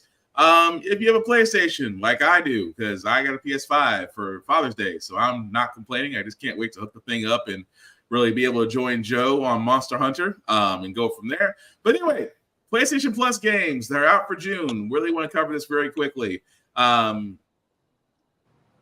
which will be available very soon. June 18th is what I meant to say. For PlayStation Plus Extra Premium, you can get Monster Hunter Rise, Football Manager 20, Console 2024, Crusader Kings 3, Monster Energy Supercross, After Us, Anno 1800, Police Simulator, Patrol Officers, Far Cry 4, fun game. Lego The Hobbit, also a fun game. Lego The Incredibles, which is PS4 version, also a great game. On PlayStation Premium, you can get the Kayak VR Mirage. You can get Lego Star Wars 2, the original trilogy, Ghost Hunter, Daxter. Wow. Daxter? Yeah, they're putting some of the PSP libraries. I just not noticed that, but as you can see, guys, that's the tiers for the 18th. So again, enjoy them as you will. But yeah, outside got what another one I just Streets of Rage 4 because I never played it when it came out, but if you're on the free plan like I am, you can pick up that. And then they just re-released the first Sly Cooper to the store. So if you have premium, you get it free. Otherwise, I just bought it for $10. It's also a very easy platinum, so probably what I'm going to be doing tomorrow night.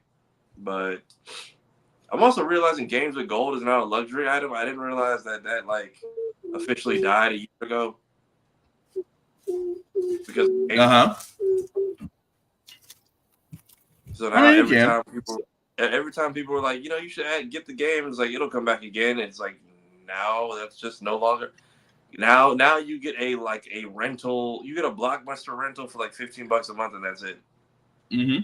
Although I will sit there and say, Streets of Rage 4 was very fun. It was the beginning of the retcon games that were coming back, but it was so much fun playing. I kind of had flashbacks, but still.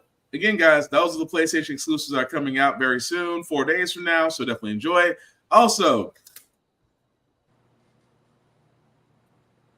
really quickly, so excuse me, guys. We do know that that's not what I wanted to do. There we go. So we do know that a Blue Beetle animated series is happening. Warner Bros. Discovery did confirm through Deadline that director Miguel Puga has been working on the project since early this year, and he will be serving as a showrunner. So we do know from Blue Beetle, which again, if you haven't seen the DC movie, very well done for a DC movie. I'm kind of hoping they still stick with that. But again, an animated series that is actually happening in James Gunn's DC universe. Are we excited? Are we happy? Do we think that it's going to tank? I think it'll be good because Blue Beetle. The only reason Blue Beetle didn't get the praise it deserved was because the people involved couldn't talk about it. That's the only thing. Everybody I know who went to see it, we all liked it. Everybody was a fan of Blue Beetle. It was a nice hard reset button. It just didn't get the promo run it deserved. And if this is just going to be a continuation of the movie, we've already got a strong basis because Ninja Turtles are doing the same thing because they're doing a cartoon on Mutant Mayhem between this and the movie. Yeah. So that's going to be good. Joe, how about you? The problem with Blue Beetle, the movie, is because they were not clear if that was going to be with the old guard or the new guard. So people just like, if this is not part of the James Gunn universe, I'm not seeing it because we never got like a clear definitive. Well, he was there, but this movie is part of the old DC universe, but he's going to be in the Gunn universe moving forward, and that like really turned a lot of people off. It's like, well, there's no point in seeing the movie. He's not going to be part of the Gunn universe. Right. Which has directly hindered the sales, but I think this is going to be great. Yeah, I agree. But as far as quick news, like I said before, that's really it outside of impressions. I'm going to start with The Acolyte because I know a friend of ours, Room Full of Blurs, Kira, who I leaned on heavily because she knows more about Star Wars lore than I do. So again, guys, if you've seen The Acolyte, we're not going to give any spoilers away. Just really your impressions on what did you think of it? So these women are or are not the prehistoric versions of the Night Sisters and Ventresses people. Yeah, they're pretty much Dathomir witches. Okay, because that was my only thing. I feel like going back 100 years and still being in the same spot that we met you in, I feel like I'm hoping or it feels like I wish y'all would tell me. Mm-hmm. Like I get it, the Jedi power has the Force, but what did y'all do to get their attention for this long? I'm not asking for a whole episode, just like a page of a sacred text, something. So many people. No, go ahead, Joe. Go ahead. So many people right now are so upset with this episode that just came out. They are. I'm like, if you're upset with the plot, because it's like, hey, we didn't get a lot of questions answered, like me. That's one thing, but they're just raging like before the opening credits. Episode 3. I don't think I need to see any more of Acolyte because I think I've deciphered like how the whole series is going to run out. Mm-hmm. But people are so upset because the twins are apparently immaculately conceived through Force magic, which they perceive as a direct threat to Anakin Skywalker being the chosen one because he was immaculately conceived through the Force. There's 2 of them, as opposed to Anakin goes like, I'm a good guy, I'm a bad guy, to where it's the twins, where one's clearly the good one and one's clearly the bad one. Just like, to me, I don't have an issue with it. I don't mind the series. It's pretty good. I've told people this is easy to watch because it's in a different era. You don't have the baggage of any of the movies or TV shows or books. You don't have to know anything beforehand. All these characters are new. I think the only person.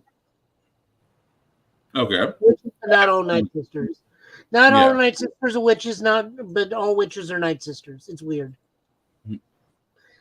Or all Night Sisters are witches, but not all witches are Night Sisters. It's a weird thing. Yeah, because they're just like, oh, this coven. I'm just like, is this a completely different clan of witches who happen to know the same magic? Or is this...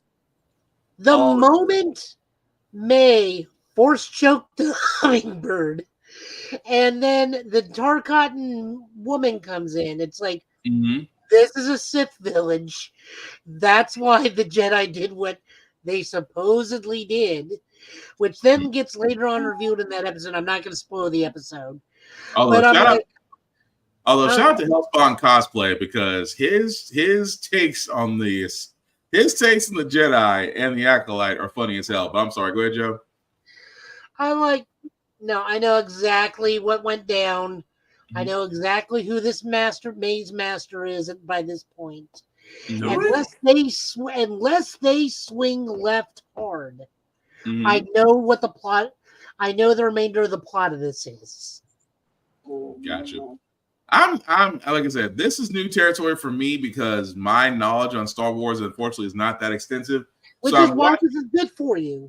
Yeah, I'm watching this like a brand new newbie. So thankfully, I have like you and Kira to kind of lean on to when I need to ask questions. So I'm digging it just because it all as a fan of the dark side, this just confirms everything I knew about the Jedi. But for the last 3 episodes, definitely got my attention. That twin is basically Tachi. So I'm just gonna leave it at that for how I'm gonna put that in the episode. Her getting the moon power and the other one didn't. Do you think that influenced her crazy at all? Or I think it did. Yeah, she was evil to begin with.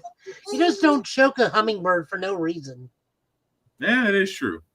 And I feel like we kind of did this in Clone Wars when they went to wherever that weird planet was, where they were like trapped inside of it for a while. And Don't bring that up again. That gives me flashbacks to the final audiobook series that dealt with all that stuff, where it's like they found the mom for the Force trio, and then she's like some sort of bizarre Force witch, and then Ben was getting ready to marry like a Sith Night Sister. Later on down the road, Kira probably knows exactly what I'm talking about. It's literally the final audiobook before Disney audiobook series before Disney took over. Like, it's the last thing they did. Okay. Yeah, I just remember they were just like, he brought, like, it's like, you were right. You're the character who's going to bring balance. I'm like, because everyone's dead. That's right. He technically murdered both sides, so no one really won, if you want to call it balance. And then we get the volcano smoke predicting Darth Vader, but his memory gets wiped, so they don't remember it happening. Right. I'm curious if we see 800-year-old Yoda pop up at all. Confused you are. This is true. Yoda See that. around. But anyway, it was. Yeah, so Yoda would technically be around right now. Like 790 or 810 years old or something. Yeah, give or take. So it'll be interesting either way. But does it still make you guys still want to watch? Yeah, because now episode 3 is just turned into a big whodunit, and I feel like we're gonna get this same episode. The whodunit's so obvious, though. It really is. It feels like that. It feels like a lot happened very quickly. We went from room full of people dropping on a bridge, other things, people unaccounted for. I also feel like whatever happens, this show is the reason why we've never seen another Wookiee Jedi up until this point. Oh my God, I laughed so hard at that where he's got the robes on. It's like, you're just a dude wearing a Wookiee mask at this point. Also, guys, we do thank you for watching on IG. I apologize. I'm kind of hopping back and forth to see comments there. If you join us on the YouTube side, we'll be able to see your comments a little bit better. So again, I apologize if my eyes are kind of doing a iguana thing. I'm just trying to make sure I got everybody. Kira, it is so bad, Kira. Like, it literally just looks like a generic dude in Jedi robes with a normal Chewbacca mask over his, like a $high Chewbacca mask over his face. Like, there is no like bulging or like huge puffs like coming out of the robes. It just looks like a generic dude in robes with a Wookiee mask over his face half the time. Nice. I mean, if he doesn't make it out of this series, I think they're on Kashyyyk. I would very much like to see him at least move like a Wookiee with a lightsaber. Like, don't make it easy. Like, be bouncing from trees to trees. And they've already screwed Kashyyyk up. Remember, like in the old days, Wookiees could not go to the bottom of forest floor of Kashyyyk. That's where all their natural predators were. That's why they were a treetop race. That is true.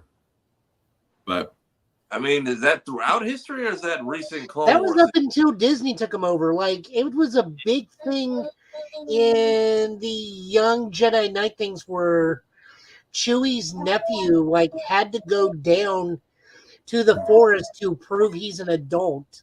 Yeah. And that's where he got the wood to make his lightsaber from. Was that the weird Knights book with Lobaka, I think his name was? Yes, that's it. The one where he's got like the little translator, tiny translator droid. I didn't know about the droid. I just remember seeing a Wookiee on the cover of the book with like looks like he's turning to the dark side and yeah, Globaka, that's his name. Yeah, I know the Lobaka books, but even in the wait. He never turned. Time out. Oh, damn. Okay, never mind. Yeah, my attention. I was like the cover. I'm talking about the audio book. No, we don't need to talk about Abeloth anymore. Let her go away. Good Lord, you almost have my attention with a Wookiee. I need to see him move like a Wookiee with a lightsaber one time. Like, don't just give me some weird ground battle stance and then it's over. Like, or no weird hypotheticals because we're just willingly drinking stuff now after. So you heard everybody who was talking to you for 10 years and ignoring them willingly. That's what I got out of that scene. Nice. Well, aside from the Acolyte guys, I know Tafari, you and I, we are definitely fans of Amazon Prime, The Boys. Really quickly, what did you think of the first 3 episodes so far? Did we just run out? I know we're deviating from the source material, but did we just run out of stuff to do with Frenchie? Because whose man's is this, and why should I care? Frenchie going through it. Frenchie's always going through it because his ghosts come back to haunt him. What I hope we're not doing a Jessica Jones season 3 where everyone's biggest enemy is their own bad decisions. Because even him and Kimiko, like, I'm scrolling through last season, like, what did I miss? Where she's like, "We're never happening," and I'm like, what happened? What did I miss here? Right. Y'all been having y'all learned a whole sign language together, and if this was power of friendship, this whole show is fine. But y'all did not sell me that. I think they are taking a little bit of liberties with Frenchie and Kimiko, but not to an extreme. I will say that because I've read the graphic novel, so I'm like, it's not that far off. But the whole thing with Butcher though, I'm like, yeah, they're trying to tell that story, which again, I'm not against it, but it's also, guys, again, I know I have to say this for reasons. Please don't let your children watch The Boys. No. The Boys is not the superhero show you think it is, and it's also done by Eric Kripke, who also did Supernatural. Also, again, I can't stress this enough because I've seen the parents make that mistake and let them watch The Boys, and they regretted it after the first 10 minutes. So again, not gonna lie, I didn't catch it the first time. Did you realize that when Butcher tried to off that chick, the bullet ricocheted in the van? Yeah, and she just looked at him. And Papa looked at him like that was the crazy part to me. Like, bullet to the head, what was it? A thermos full of acid, and she's just like, really, people, like, come on, I have to be on TV. Like, you ruined my dress. And I'm like, you could have easily murdered everyone here, but for the sake of whatever plot, we're just not going to. Oh yeah, she was thoroughly annoyed, but she's like, you guys can't harm me. So I keep forgetting that her. I also keep forgetting that her and Huey, I guess, were friends at some point early in the show. Yeah, she sees Huey as family because, well, she doesn't have any, and her daughter. Well, I'm gonna leave that one alone because that just gave me Abigail vibes. Because if you haven't seen the movie Abigail, check out Geek by Heart because they give a wonderful review on Abigail if you haven't already seen it. Also, I guess instead of doing MM dirty this season, it's just going to be the team. The sacrifice is the team doing him dirty because everyone just disobeys his orders or gives him the middle finger. Like, and then shout out to your boy Roshi. He had the funniest tweet. I don't know if anyone else noticed, but Mother's Milk lost a bunch of weight. You got to call him Almond Milk now. Bro slimmed up and is rocking the mustache like Eddie Murphy. You ain't lying. He actually has he's toned up a little bit, so I guess you have to call him Almond Milk now. Damn. But yeah, no. I like that. If he's gonna be in charge, that's fine. But I don't want to be just, the boys fell apart because after 4 seasons, everyone just fell into bad habits. Like, person's recapping, Kimiko is getting drunk for whatever reason. Oh, she discovered beer. So once, so go ahead, Joe. Have they done the reveal about the actual identity of what's his name? No, they have not yet. No, I know what you're talking about, and no, they have not. It's been high. I mean, they haven't came to that conclusion yet because they haven't got to that certain part to where old boy leaks it, and they haven't got there yet. But I know what you're talking. I know which super you're talking about though, but no, they haven't got to him yet. Also, finding out that some of this stuff is set up as far as the saves, I feel like that should have been season 1 material. Like, I'm not mad at it in how we got it because of Ryan, but I feel like that should have been like info we got early because we've seen them stop actual criminals with. Yeah, but at the same time, I said this is the reason why I give Kripke this team credit because how they've written the story and how they've related it to real life events. That is what made it work. Oh, the full Starlighters versus the MAGA camp, and Homelander is innocent on trial, and what's so funny about it is that some people, not to go off tangent, but people who have watched The Boys, and again, if you're a fan of the 4-letter people, got offended. Because they're like, you're making fun of us. And Kripke said, again, the writer and showrunner for The Boys, sat there and said, if you don't like what you're watching, change the channel. I'm not changing spit. So I had to give him credit for that. But yeah, it's written off the rails in such a way now that, it's sad that the additional news that we do have behind The Boys is that season 5 is going to be it. So season 5 is going to be the final season for The Boys. And how many episodes do we have this season? 10, I think. If it's 10, that's fine. If it's 8, I'm a little sad because we just got almost half of it at once. But yeah, I like that we're at least getting shows that have a end goal in sight and not just planning to run forever. Yeah. Well, that's always been Kripke, though. Kripke's always been a 5-season guy, except for Supernatural, but that was the CW's decision. I also feel like you can only play Homelander so long before it gets to you. Before you get typecasted. That too. Don't be wrong. Anthony Starr, phenomenal actor. You brought Homelander to a screen in such a way that I didn't think was possible. But yeah, you don't want to get typecasted. But don't believe me? Ask Neil McDonald. But yeah, so far it's a good 3 episodes. And also let us know in the comments what you think about The Boys so far. Keep spoilers to a minimum, just because again, we try to give everybody at least a couple of days after it comes out to watch it, and then we'll come back and discuss it. But that's really all the news that we have before we go on to our comic pools. But before we do that, we always want to show love to Rick's Comic City here in Nashville. Nashville's #1 place for comic books, for mangas, for collectors. Pretty much everything pop culture you can definitely find there at Rick's Comic City. 2 locations, Nashville and Clarksville, Tennessee. And of course, their website at rickscomiccity.com. Definitely check them out. If you are in the Middle Tennessee area. If you are not in the Middle Tennessee area, guys, please support your local comic book stores, support your local libraries. They are the last places to where you can get comics. Yes, getting things online or reading things online or going to a place at Starbucks is usually fun, but going to a comic book store is an experience. Going to a place to where, especially a small comic book store, is an experience. You'll never know what you find there. You can make a lot of friends. And again, it's something that you just simply cannot repeat.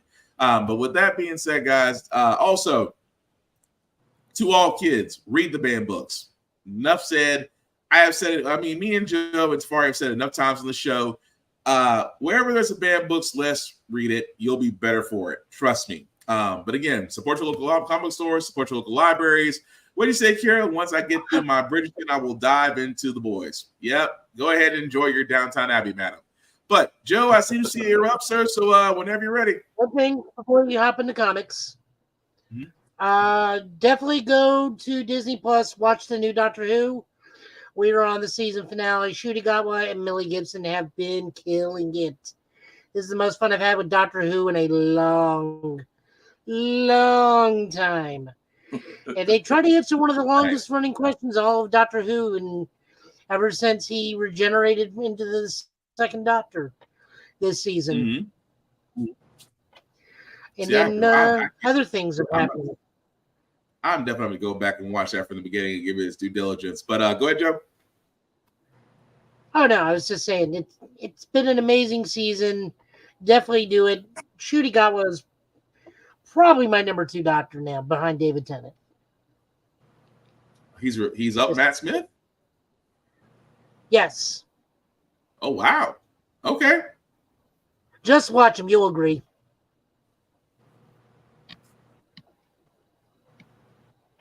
I'm going to keep that in mind. Alrighty, so for comics, we got a bunch, so we're going to be shotgunning a good chunk of these. My Adventures with Superman. This is a new series, obviously, as the cover says, set between seasons 1 and 2. This is written by Josie Campbell with art by Pablo M. Collier and colors by Nick Filidari. We just get to see Clark doing Superman stuff. Joe, what do you think about folks calling this season meandering? They're idiots, and they should be stricken from the record. They're for House of the Dragon. Yeah. So, Superman, My Adventures with Superman. This was a good book. Introduces possibly a new character, possibly a returning character, or someone augmented. I had no problems with this book. I think it's still retains the brevity and spirit and the mystery that My Adventure with Superman comes, which, by the way, this season 2 episode where they introduce Kara, and she just straight up is Android 18. If you've not seen it, the full on Android. Even the pendant. Even the brooch on the left side, on the right side is like, why is she Android 18? I'm not going to argue with that. I fully agree. If there's a show I have to beg people to watch, and please don't let it fail, it is My Adventures with Superman, because it takes such liberties with this. This is the first time I've seen a Superman story where the Kryptonians were like, yeah, we did that to ourselves. We fully deserved everything we got. And the finding out the Kryptonians were basically damn near Viltrumites. And I don't know if it was Brainiac's people or they made Brainiac, and then to see Kryptonite used as almost like a techno-organic virus rather than just they're taking so many liberties with it. And this show, I feel like, could be the start of a new DCAU unintentionally, the way the original Superman cartoon was. Even their detractors, I don't understand people. I think they look for things wrong with the series. Because, like, the one thing I'll agree with them, Livewire needs a proper costume. I will definitely agree with you all day on that. Lex having care, this is his origin story, not a big deal. Deathstroke being younger, it's like, yeah, he's not going to mess with the Teen Titans. Most of them are in the 4th grade at the moment. You're going to need to let that man grow a little bit older, and those kids become teens before he starts messing with them. Yeah. But other than that, this book is as good, maintains the spirit and the joy of the show. I definitely would say read this. It was wonderful. Nice. How much do you want to bet by the end of season 2, Jimmy's going to lose all his money? Probably. Oh, that's a given.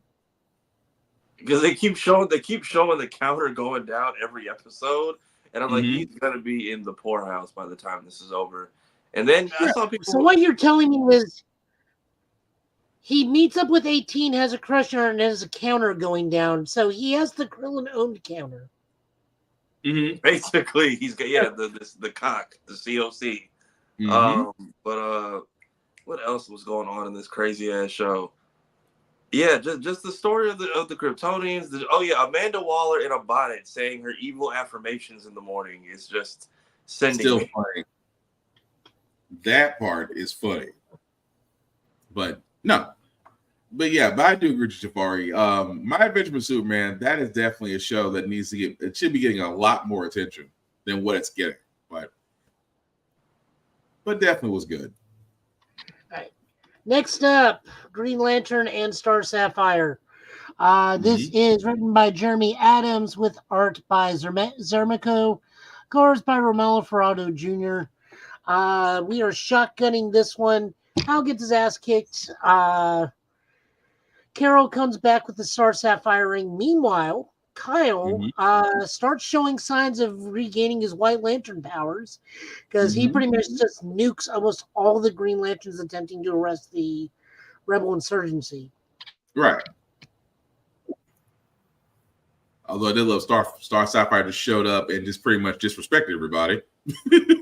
Oh yeah, no, like everybody, even the dude running the Galactic Council is like, well, it's like, so we told you to keep them on Earth. And Waller's like, yeah, but their power sets a problem to my plans. I don't want them on Earth. And there's like, we're eliminating the Spectrum for a reason, and there's a reason why we got rid of all the Blue Lanterns and all the Star Sapphires, and now there's a Star Sapphire. Fix this. And then which is fine and all because it's Carol and Hal, but like I said, Kyle being over in the background, starting to show regaining his White Lantern powers. That's important. He's going to be a problem. He's going to be a big problem. Good book. Green Lantern, for better or worse, still is a solid read no matter what. I do dig that we are starting to branch out on the other cores again. I like that we're using more than just Hal. And this is not me doing the Joe being petty against Hal thing. I do like a Green Lantern book where it focuses on the core or a larger spectrum of lanterns rather than just a singular lantern. No, that's a fair assumption. Moving on over, again, we are shotgunning this one. This is Blue Beetle, written by Josh Trujillo, art by Adrian Gutierrez, and colors by Will Quintana. This is the end of the first arc for or second arc with Beetle, where he fights the giant robot powered by the Green Scarab. Victoria's put in her place. Ted is back up and running, and we will be moving forward to the next arc from here. I liked it. Solid questions on experimentation on living things, because Victoria is basically doing torture to the Beatles. The robot being taken down is kind of neither here or there. It's one of those just big gun meets bigger gun. Yeah, I mean, it just happens to be a nice way of just wrapping up the arc, which I do get, but you know, still good issue to read.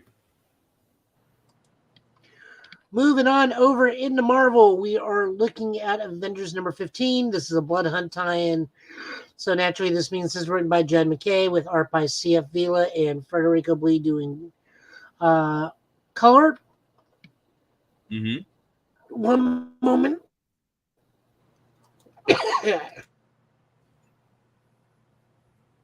All right. Choking on spit. Bless you. Gonna die.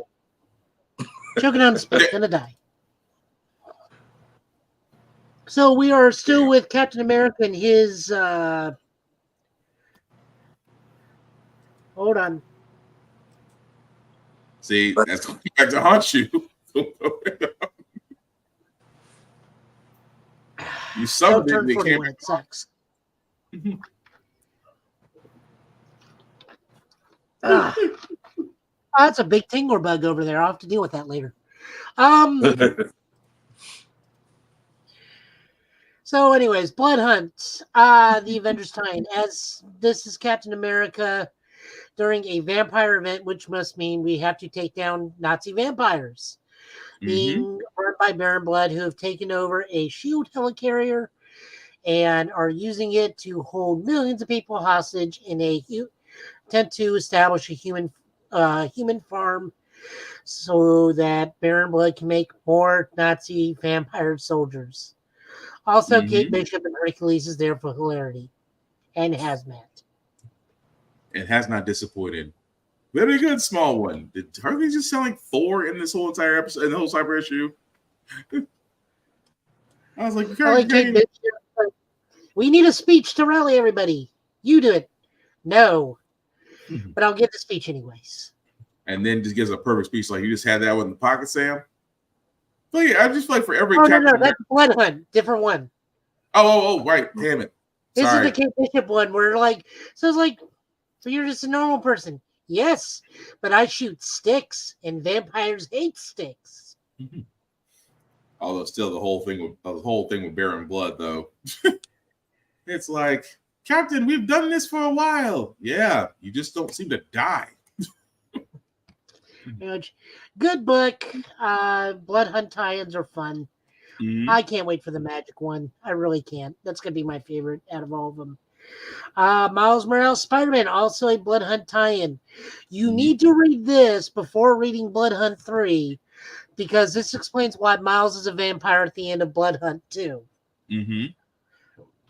Written by Cody Ziegler with art by Brent Peoples and Daniel Piccigato.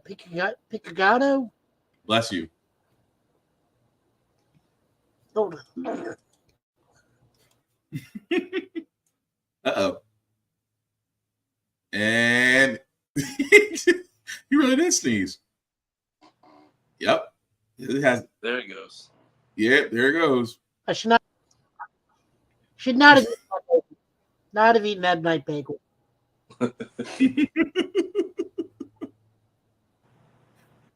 Oh, you good, Joe?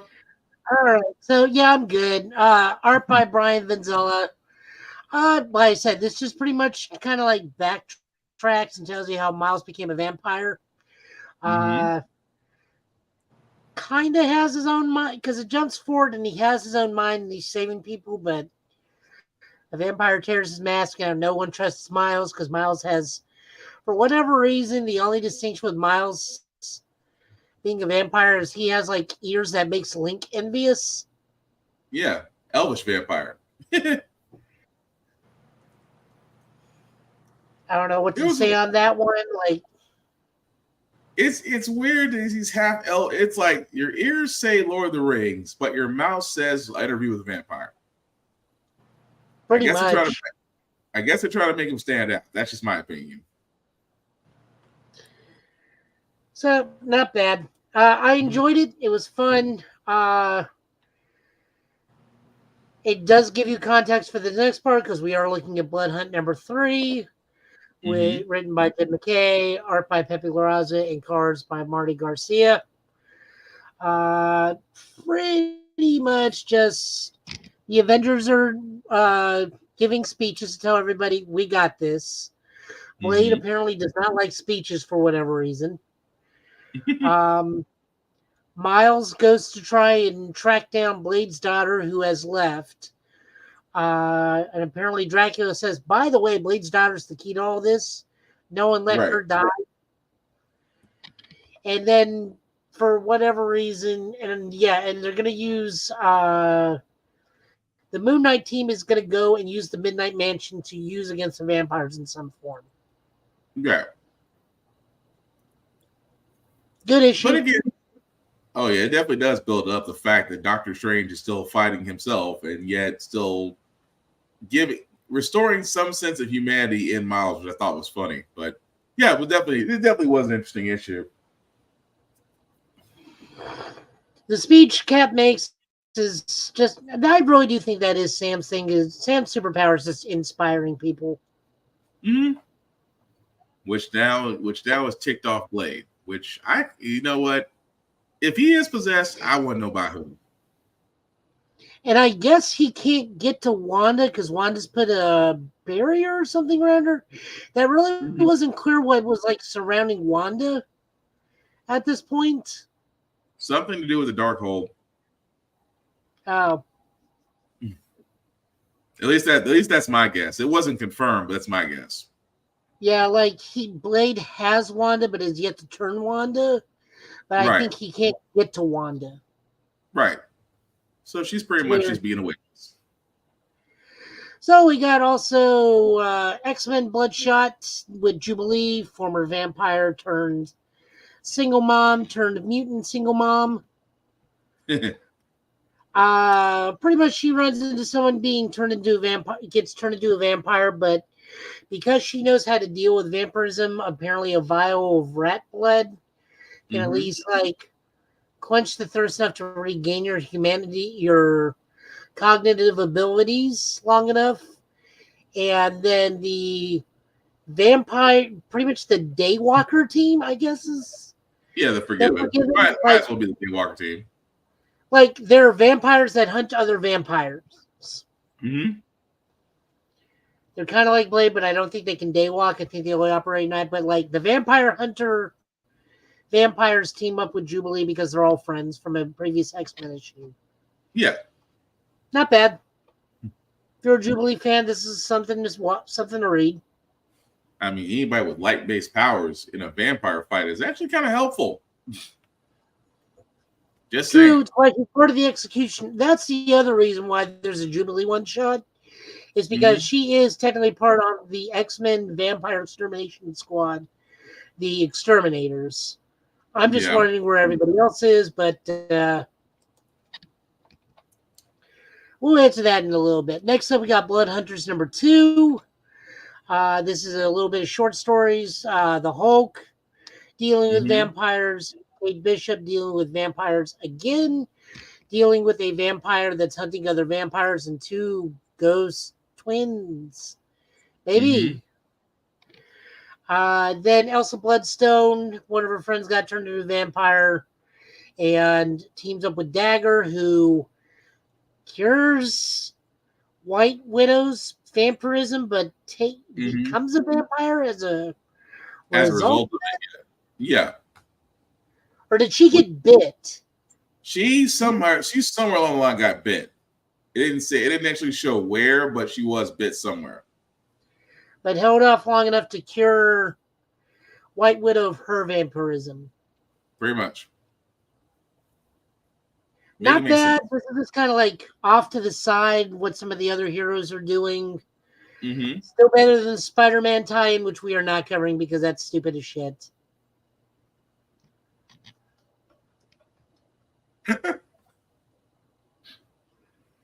Look, I don't care about. Look, it is not me being mean or anything, but you're teaming him up against with the Lizard and Misty Knight, which, no offense, Misty Knight's wonderful, but makes no sense in the contest. Why you're teaming Spider-Man up with half the Daughters of the Dragon and the Lizard to fight Morbius for whatever reason in Blood Hunt? No one's talking about that. Like some of these dudes you see in the background are in other comics, but we're not dealing with Peter. I'm not disagreeing with you, but it's still funny. It's still funny.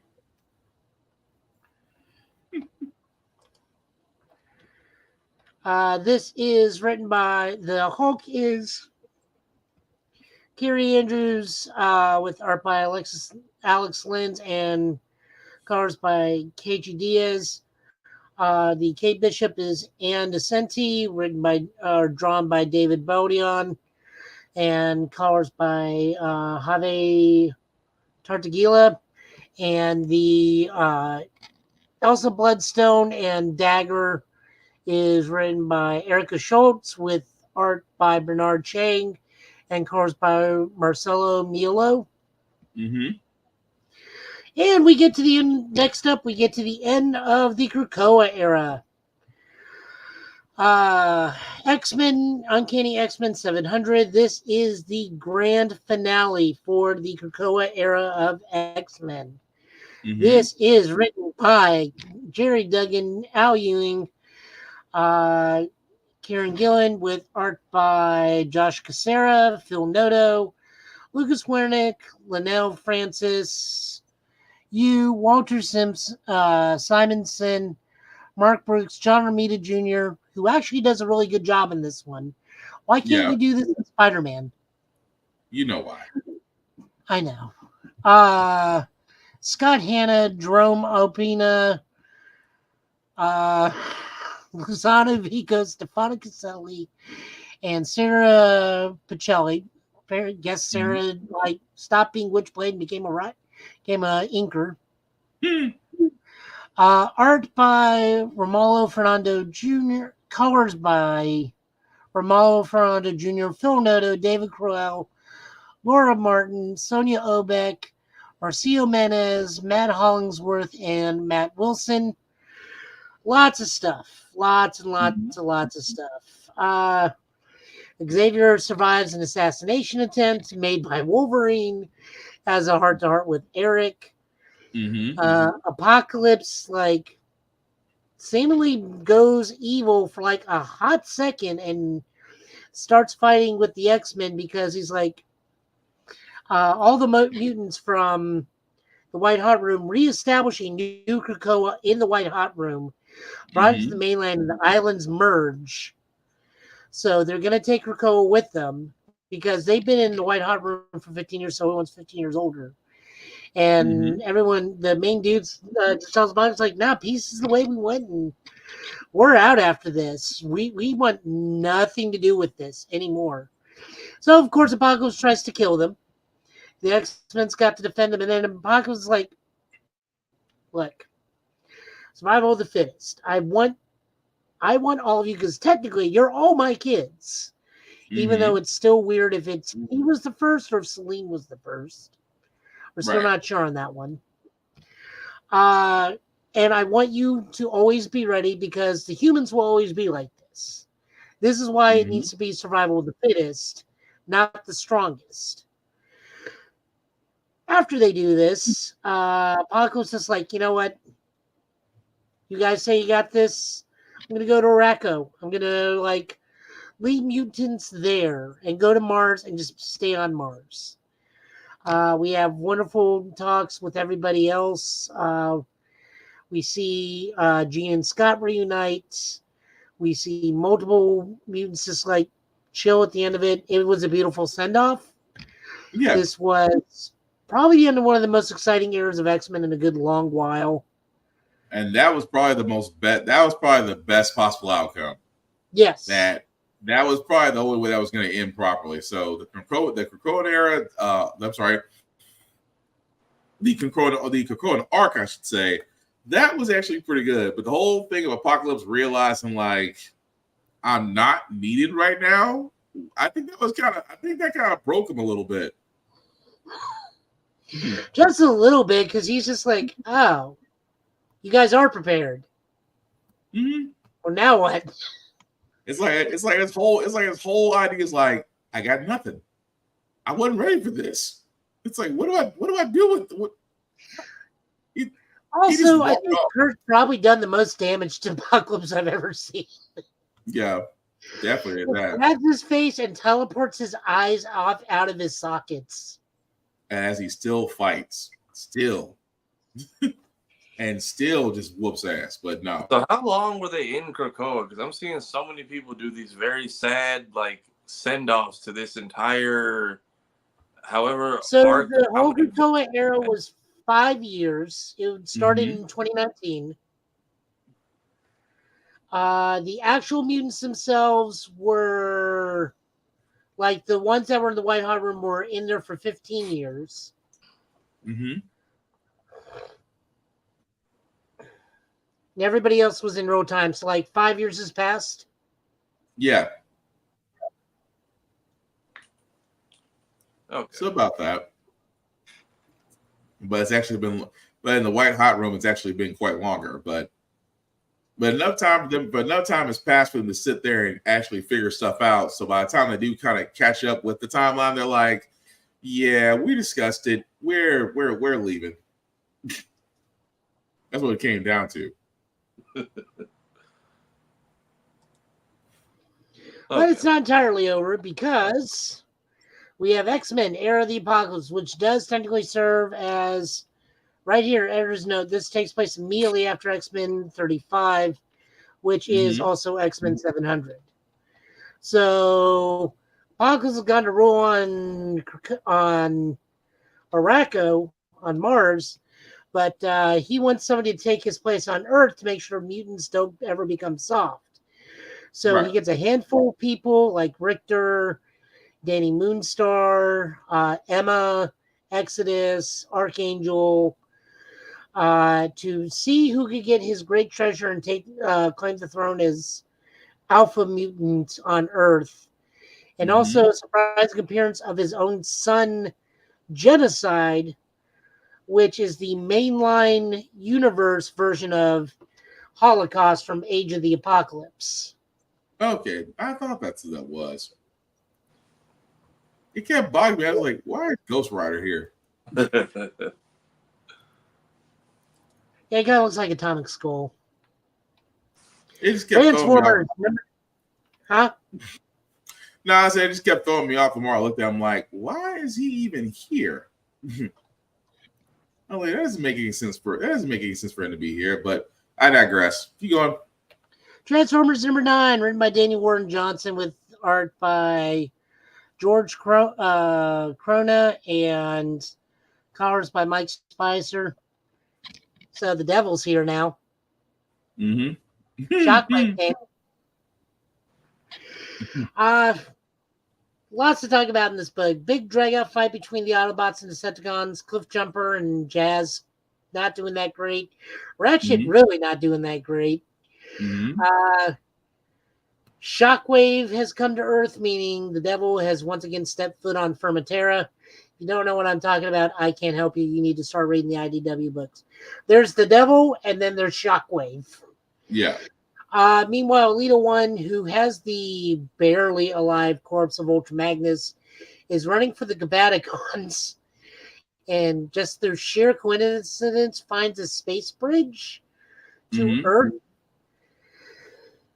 But once again, I enjoy the writing of this because the big standout to me was actually Astro Train, who, per Soundwave's command, goes to find Spike Witwicky, goes to a hospital, holds the hospital hostage, but literally tells the doctors, like, I don't want to do this. I don't want to hurt any of you because you guys are lesser life forms than us. You don't need this. We're just here. You're just going to have to deal with it. But I want no harm to come to you. I just want the kid. Which is, again, interesting that the Decepticons are more lenient to the humans than most people outside of Starscream, but we don't need to mess with him anymore. Remember, he kicked Soundwave's cat.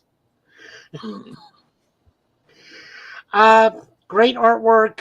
More wrestling moves as we see Shockwave hit Prime with the Tombstone Pile Driver in this issue. Wow. Is Optimus Prime supposed to be Atlas right here? Yeah. He's found the intruder in his studio. Mm-hmm.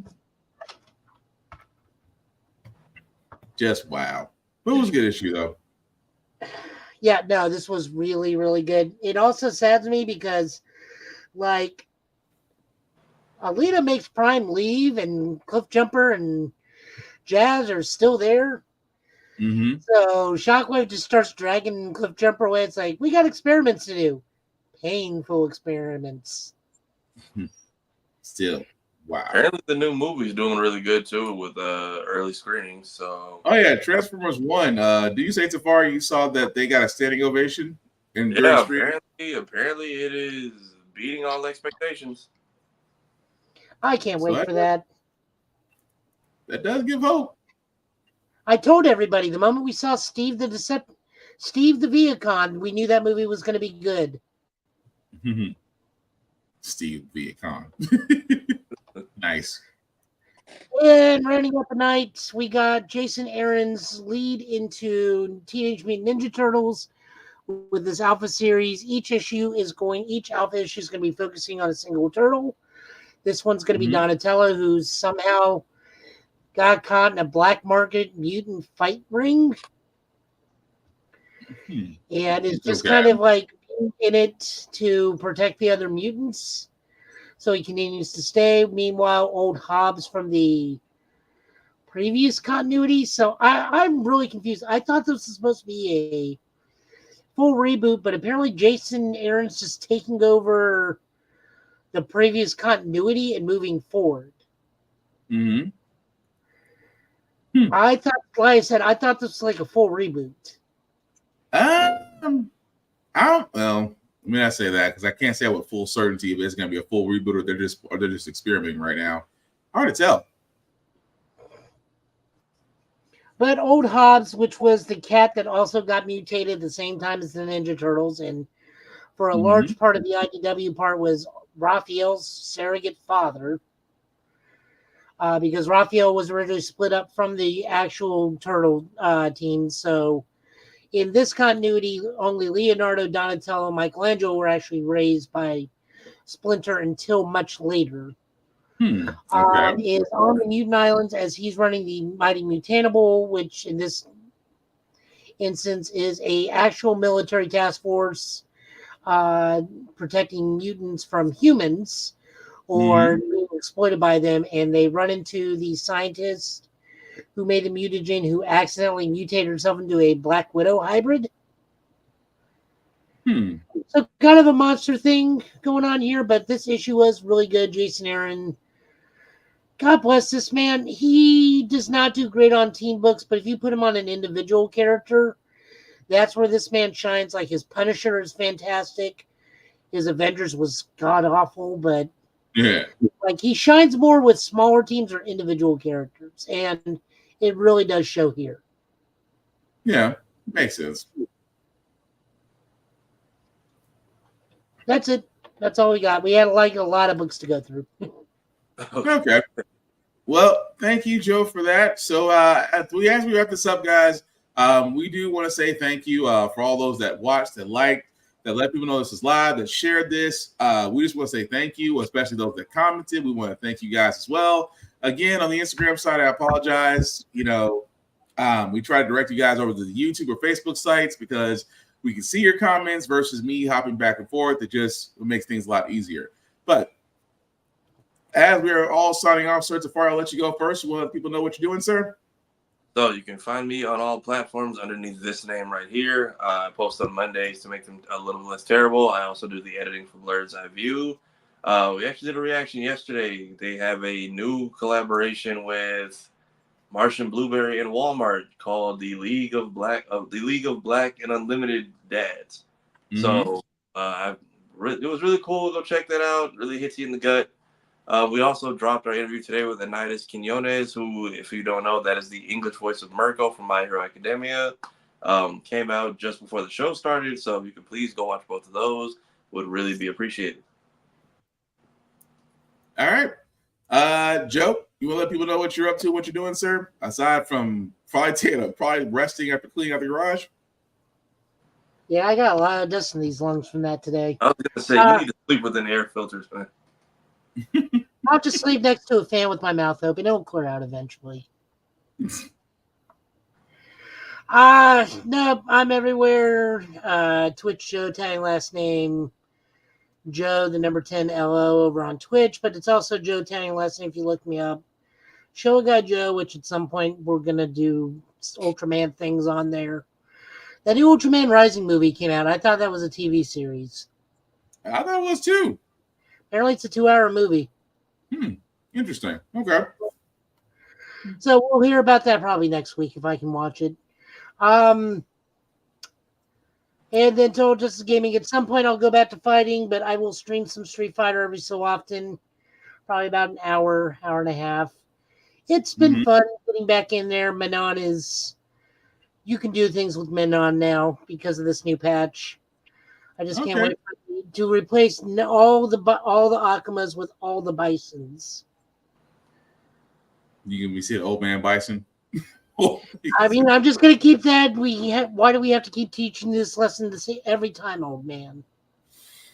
Oh, man. Well, aside from that, guys, I do want to first start off with shameless plugging.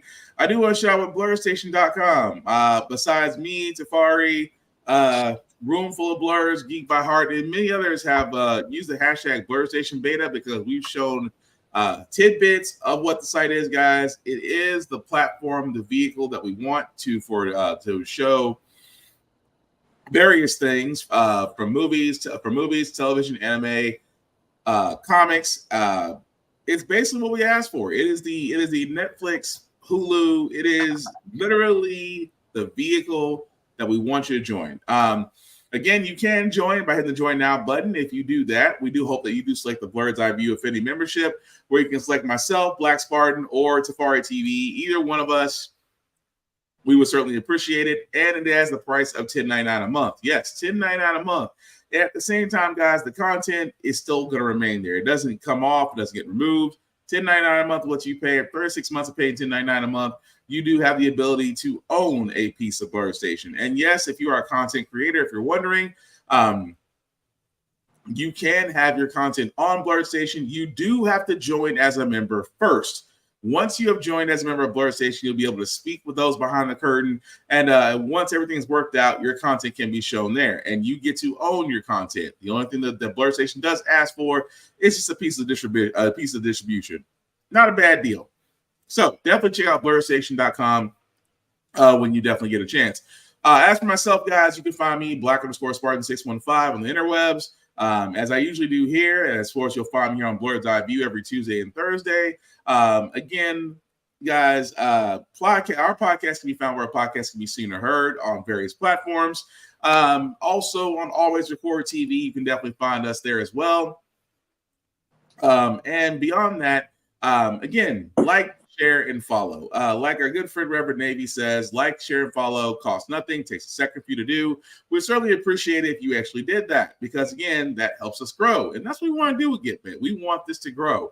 But we certainly cannot do this without you. Outside that, guys, con season has happened. The rules still apply regardless. Number one, respect cosplayers at all times. Cosplaying is for everybody, regardless of your color, regardless of your weight, size.